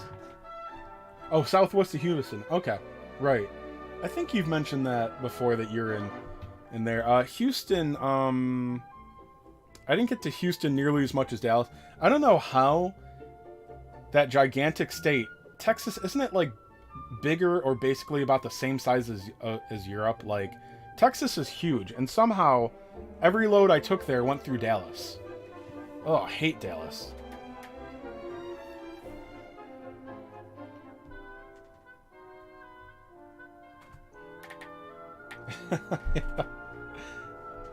Yeah, I know our own measurements, but I don't know anything else. The Die 2020 anime is, I didn't even know if it was still going, so good to know. I might go back and finish that eventually. I think I mentioned it before. I'm excited for more episodes finally of My Hero Academia. I actually really enjoy that show. The gacha got me into it. Platypus kind of turned me onto it. He's like, hey, there's a new gacha out. I'm going to try making content. And I'm like, okay, me too, I guess. And I didn't really love the game. Especially not the first day. I kind of got into it. But it made me watch the anime, and I ended up really liking the anime. Alright. So, you guys can see here that I have completed the final beginner mission, quest, whatever you want to call them. They are all pretty simple. You've got to get to chapter 5 or 6 to finish this, because part of it involves battle roads. But all of these are extremely easy. They're all very... By the way, it's probably a language barrier, so I don't want to make fun of anybody. This trips people up sometimes. Clear non-event reminiscent battle road. That just means to clear one of the normal battle roads. That's all. And you're going to do that, because I think Magellan Road is mandatory, and that will count, so don't let that trip you up. It just means go do a battle road that isn't an event or reminiscence one. And there's a bunch of those. So you can see clear rank up quests 1, 5 times, 10 times. You're just going to do those automatically. The experience goal, those are all, proceed in the story. So this is the very last one. And they all give I mentioned this before, they all give some pretty good stuff along the way. They're going to help accelerate you in ranking up your characters. And you get a bunch of experience scrolls, which I still have not touched to get to this point, by the way. I'm into chapter 11, and I've completed some of the Blossom Doors. I got one of the top Blossom nodes on Hargan, which there are a lot of Blossom characters that are really easy to get, that all you need is to get their new ability, and you've got most of their new power. Okay? So, doing that, with no luck in units, I re-rolled for Erdrick. Other than that, I've not gotten extraordinary luck on anything else. I've gotten up to the beginner mission ticket. The only bit of luck I had was getting Hargan, and he hasn't been that strong playing through without putting any scrolls or orbs or anything into him. So, once again, I've completed that, and I have no reason to use the beginner mission ticket right now. I'll use that after. If I were to continue playing that account, I would use that after. But yeah, you can see I'm up to chapter 11 now, and I'm still just plowing through things on auto. They're all very easy. So at this point, I'm basically just looking for orbs and finishing story at this point. And you see, it's very easy. Just abuse the battle roads a little bit. I did not grind battle roads all night to get to this point. I ground each one for a half hour to an hour maybe, while watching television, taking a shower and stuff. So, very easy. Anyway, sorry, for those of you that don't know or didn't hear him before, I'm basically going to try editing around this. So sometimes I basically talk to the camera for a minute, and I'm going to try to make a guide out of all this footage. But I'm not good at editing, and also, even if I were, editing's a pain in the ass, and like 12 people are going to watch this video, so I'm going very low effort.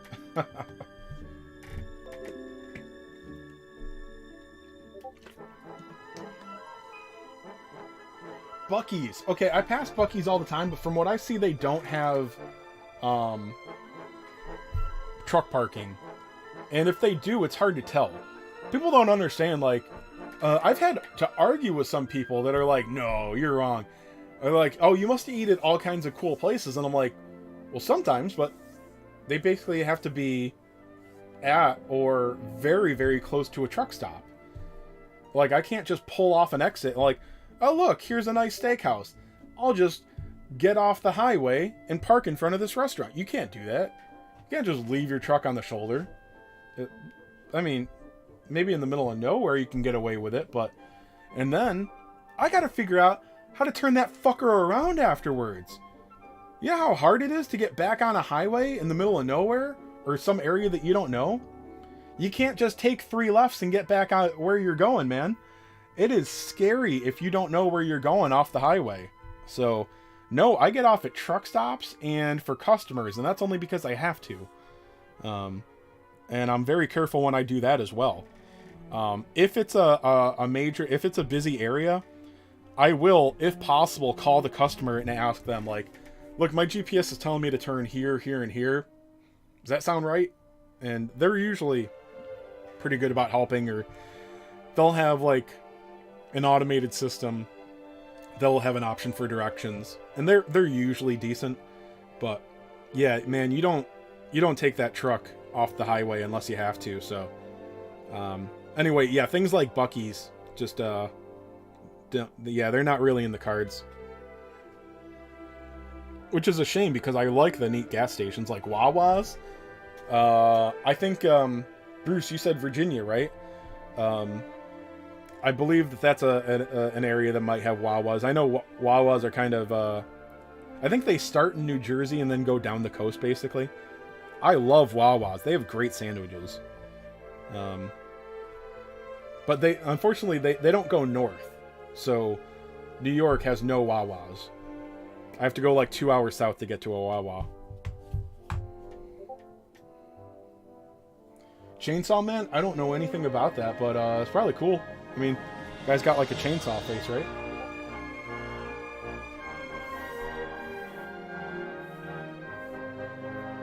Yeah, yeah, MHA did not start off super strong, and you don't know what's going on, kind of.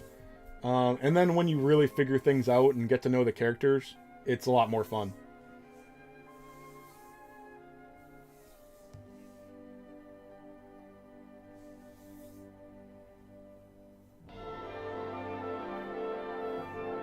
Yo, what's up, Dapper? Yeah, it's a new account just so I can make a more precise new player's guide. So...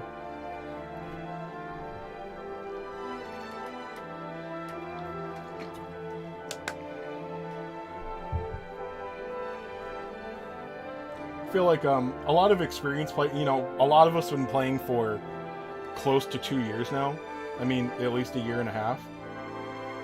No, it's just so this is an old phone, where I actually had an alt account on already, but it's backed up, so you know that's out in the you know, the ether somewhere, ethos, whatever. You know, that's somewhere I can log back into that whenever, and this is just you know, I might throw this out like tomorrow or something. But yeah, I mean, it's something to stream. People like watching streams and shit, so figured I'd do this. I'm not looking to compete with it or do anything special. Basically, when I get to the point where it's like, look, here's Max Erdrich, here's Max Hoodlum, here's Max Hargan, like, you know, this is how you did it. You can see that I did it very easily with no skill involved, no special luck. Because all the pulls I've done on this, I'm ready for one more, by the way. I'm going to clear another stage to kill some stam. The only bit of luck I've gotten in this on this account was that I pulled Hargan. The other S ranks I've gotten, I got Ashlyn from the 3.0 banner, who's pretty crappy to level with, I believe. Especially in the beginning. She literally doesn't have any spells. So I've gotten Ashlyn, Great Troll.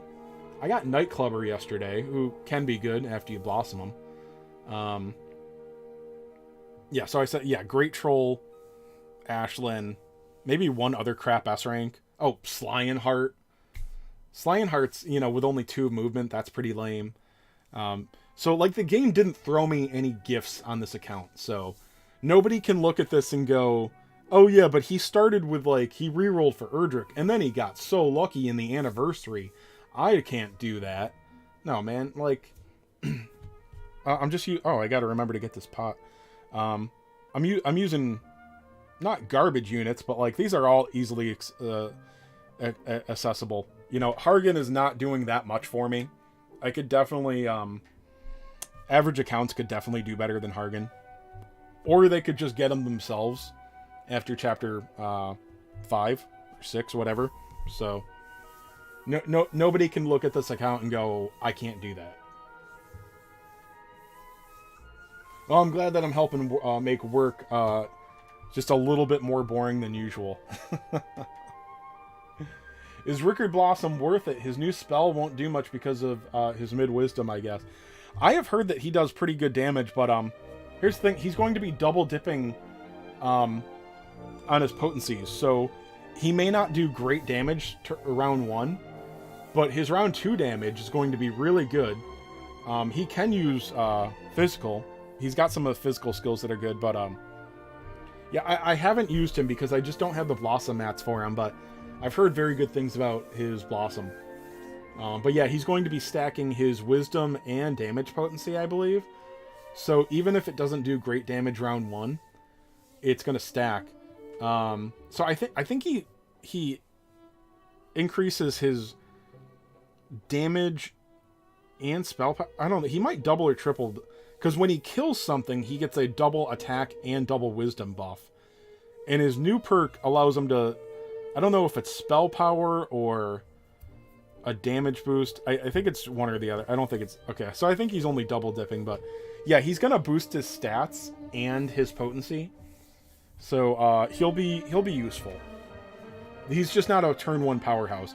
Oh, he's also going to get agility when he attacks something. So, oh, that's right. The thing with his potency is that he gets it for every target that he strikes.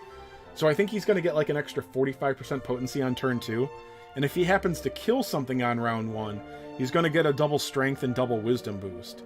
So, yeah, Rickard's going to put out some numbers. That's for sure. All right, so let's go see if we can get something lucky this time.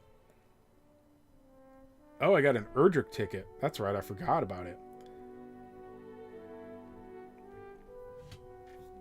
Didn't even get lucky with any of the A ranks I got so far.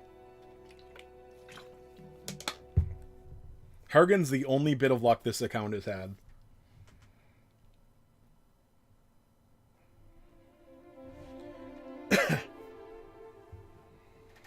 Tempted to summon for Eric from the 48-hour banner since I loved 11 or Fallen Angel Corvus. I would definitely say Fallen Angel Corvus is worth it. Yeah, you want Fallen Angel Corvus, dude. He's really good. Evasion units, there's something that you want to have access to. They're not always the best thing, but he's really, really good to have. Ah, there's another orb. Low, just started a new account. Undecided between getting 2 Biancas through Circle of Water and beginner ticket or 1 Bianca. Okay, don't spend your beginner ticket on Bianca. Don't spend your beginner ticket at all. Wait until all of these 3.0 tickets come out. Wait until you're done with the 3.0 banner. All that stuff. Don't spend your beginner mission ticket right now. And either way, you're not going to spend it on Bianca. The Circle of Water, though, get Bianca. Yeah, for sure.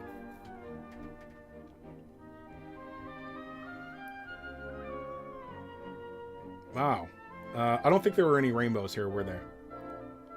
I mean, we could get a flip, but... Do I have a dog at my door? Oh, hey! There we go. This is... Awaken 1. Okay! I got a Terry before, and now he's Awaken 1. That's cool. I don't think there's any reason to put him in my party, but... Pretty good.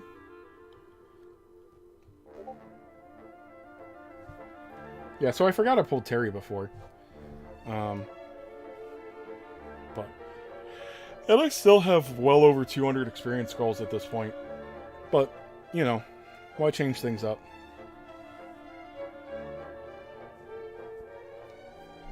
Yeah, dude, Fallen Angel is definitely worth having. He really needs his Awakening, though, so depending on how many gems you have, it would be a good idea to go for all 5 stamps on him. Otherwise, he's probably still worth saving up some Dark Lord fragments for to buy the Awakening.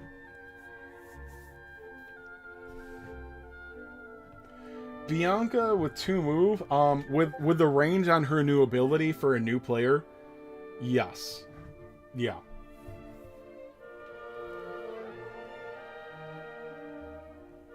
I don't know, is the Bride's banner still up? Gonna clean out his 48 when he gets home. Oh, yeah, fart, yeah. I can't believe that you didn't already. Alright, I think my dog wants in, and I'll be right back. I gotta take a leak, so...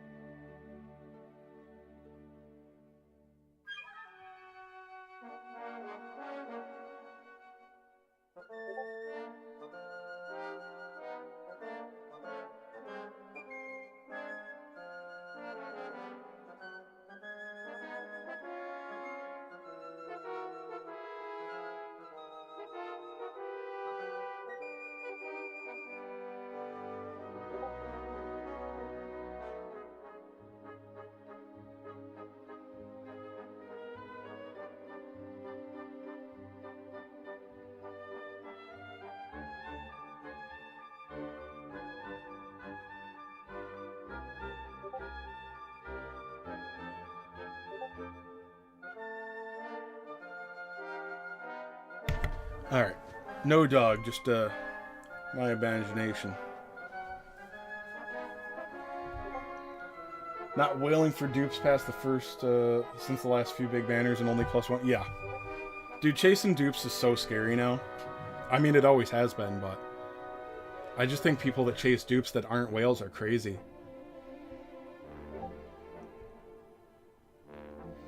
My imaginary dog, yeah. Ghost dog, dude. Oh my god. I don't want to think about that.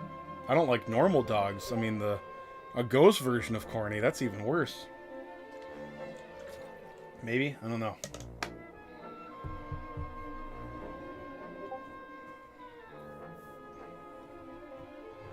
You know, the thing, being a dolphin in this game feels like being a whale.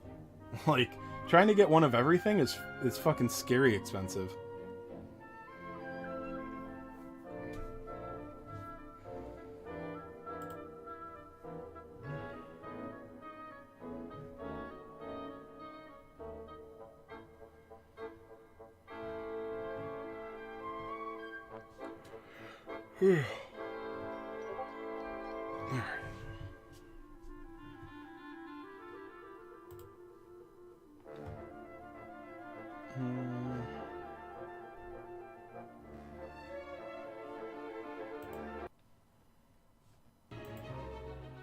See, I finished up one OST. 1.5 hours of relaxing Dragon Quest music. How about that?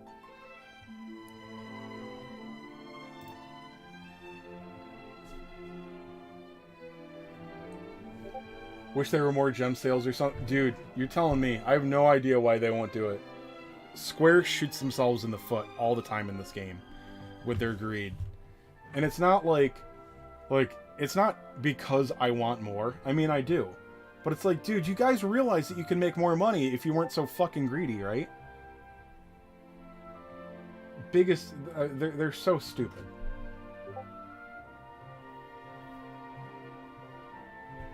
Be nice to have Young Terrier Nocturnus back. Let me see. Oh, you mean the 48s. Alright, so after the 48s go away, after you do the 3.0 banner, hold on to some gems. Okay, this is a pretty direct copy, mostly direct copy of the Japanese version's second year celebration. And they had the 48-hour banners return after a couple weeks. Now, they came back in the same state that you left them in, so if you finished it, you don't get to do more pulls. If you put 2 stamps into it, it comes back with 2 stamps completed. We might get that. The 48-hour banners might come back. It's a long shot, okay? But it happened in JP. Oh, on your... I couldn't remember. I was trying to look up. I couldn't remember if you said you played before or not. Okay, yeah, you said you started a new... Okay. Yeah.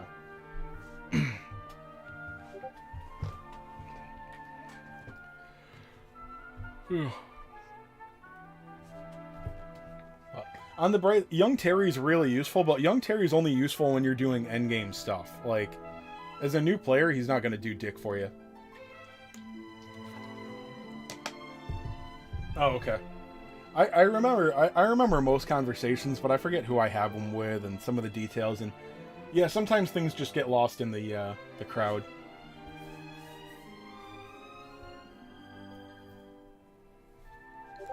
Yeah, I thought this was like a DQ11 soundtrack.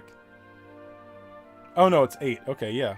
Okay. Yeah. I recognize it from 8, but I was like, did they reuse it in 11 or something?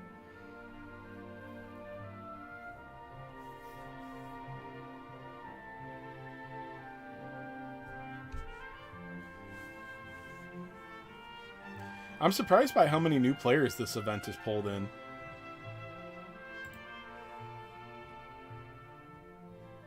They don't advertise it much, last I knew, if at all. Oh, it is an... Oh, that's right. Yeah, they borrowed a lot from 8 for 11, I think.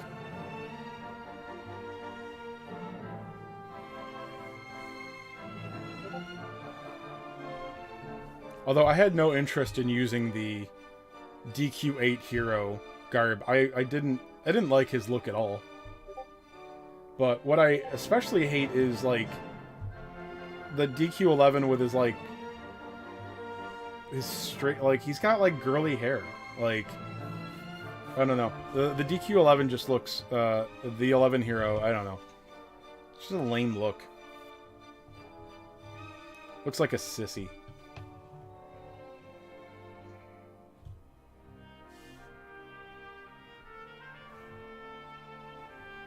Fart, haha. Fart's a crying baby.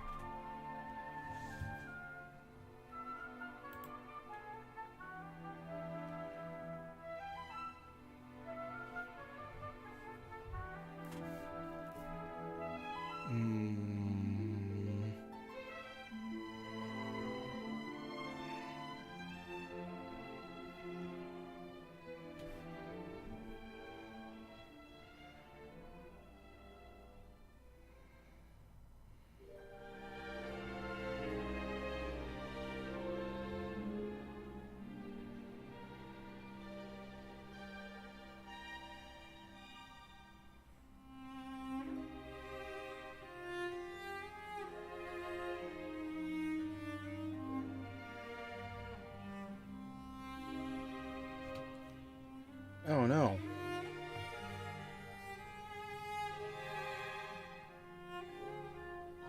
Haha. Idiot. Almost. How much HP does he have? Okay, I'm glad he didn't stop in that, because then I would have been... Oh, let's see. 11's story is 10 out of 10 voice acting rules, but his look, face, hair just wasn't great. Yeah, I'll agree there.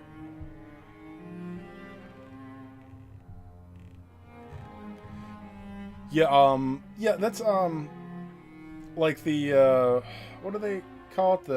The hero of, you know, his knight armor wasn't bad, just because I hated his look so much, so...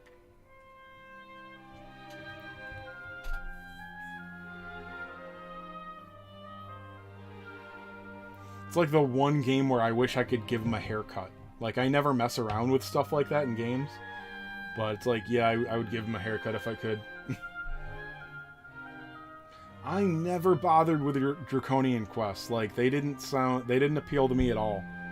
I don't like games to be mind-numbingly easy. But, yeah, making them, like, I don't want to hit a boss that makes me want to slam my head against the wall.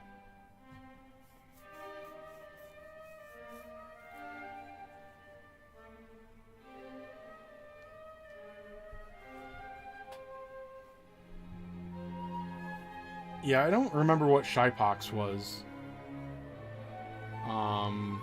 It wouldn't let you talk to villagers sometimes or something? I can't recall. Did that interfere with quest turn-ins or something?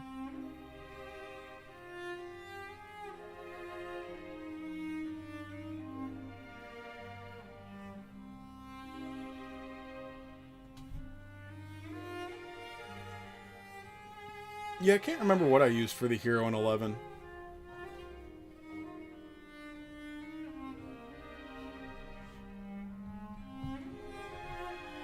Oh, okay. Yeah.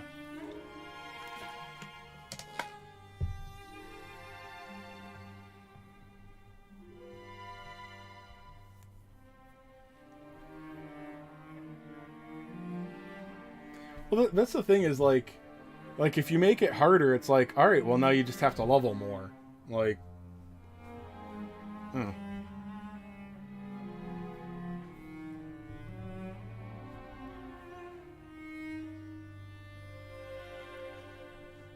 Oh yeah, no, I always did great sword. Oh my god, not even a contest.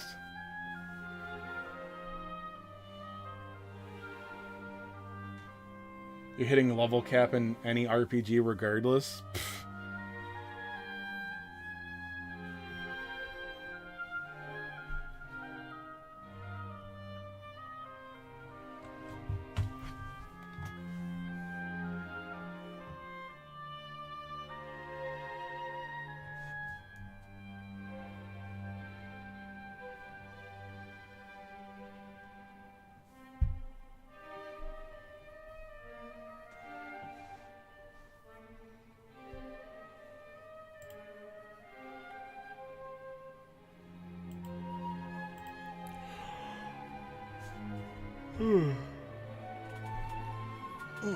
I think I might wrap it up here in a little bit. Ugh. I'm getting bored. I don't know how you guys are watching. This is terrible. Can't use shops, that's right. Can't equip gear? That's one? Can't equip gear? Oh, I forgot about that one. Stronger monsters, reduced no experience from weaker enemies. Yeah. Oh, so you just can't get to 99. Okay. Or at least not easily? I'm not sure. Shy Pox. Super Shy Pox. And, oh, game over when... Oh, my God, dude. That one sounds miserable. Game over when hero dies. Ugh.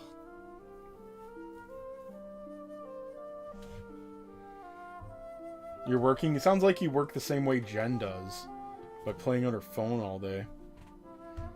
And I'm saying that because I know she's lurking. I'm like, I do work chase games. Shut up.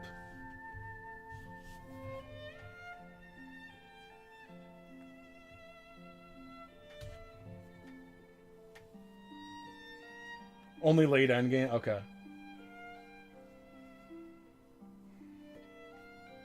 Oh no, she's in the Discord now chatting. That's why she's not chatting in text here.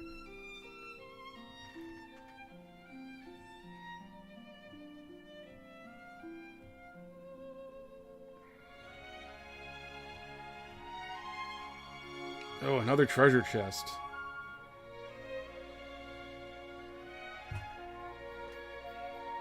Do you think DQT will get crossovers from different games or animes in the future? I don't know if you keep up with the Japanese version at all, but there's a Final Fantasy War of the Visions, Brave Exit. I don't know if it's one or both or whatever, but there's a Final Fantasy Gacha crossover that'll hit us in like 2 months. Maybe 3. So, yeah, there's another one coming. Unfortunately, they're a very bad idea to summon on because once we get those units, they don't come back from what we can see. So it's kind of a risk to spend your resources on them.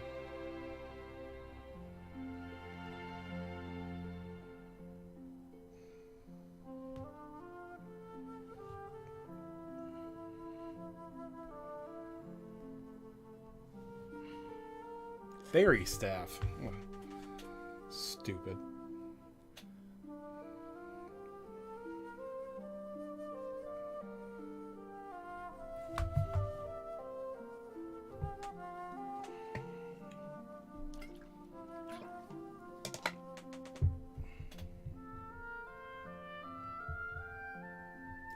Like I said, not exactly a Final Fantasy cross. I mean, it is, but it's a Final Fantasy Gacha game crossover. So, I mean, you're going to get... Their Bahamut will be a gacha unit. You'll be able to get Shiva and Ifrit. Chocobo. Phoenix. Something called Omega. And one or two other things, maybe. Cactuar. Yeah, no Tonberry, I guess. But like I said, like, the free-to-play hero that you can farm is from War of the Visions. So if you didn't play War of the Visions, that character doesn't mean anything. So...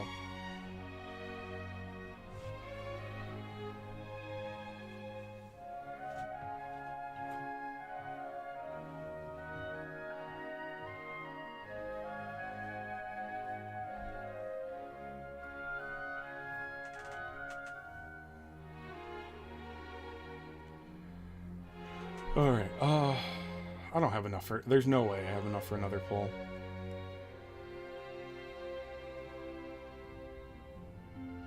Alright, I don't have to collect anything there now. My 28 pages of, Oh, I hate the present box.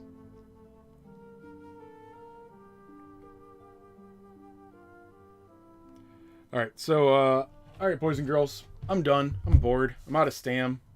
So, well, kind of out of stam. So, I'll probably play later tonight. I'll catch you guys later.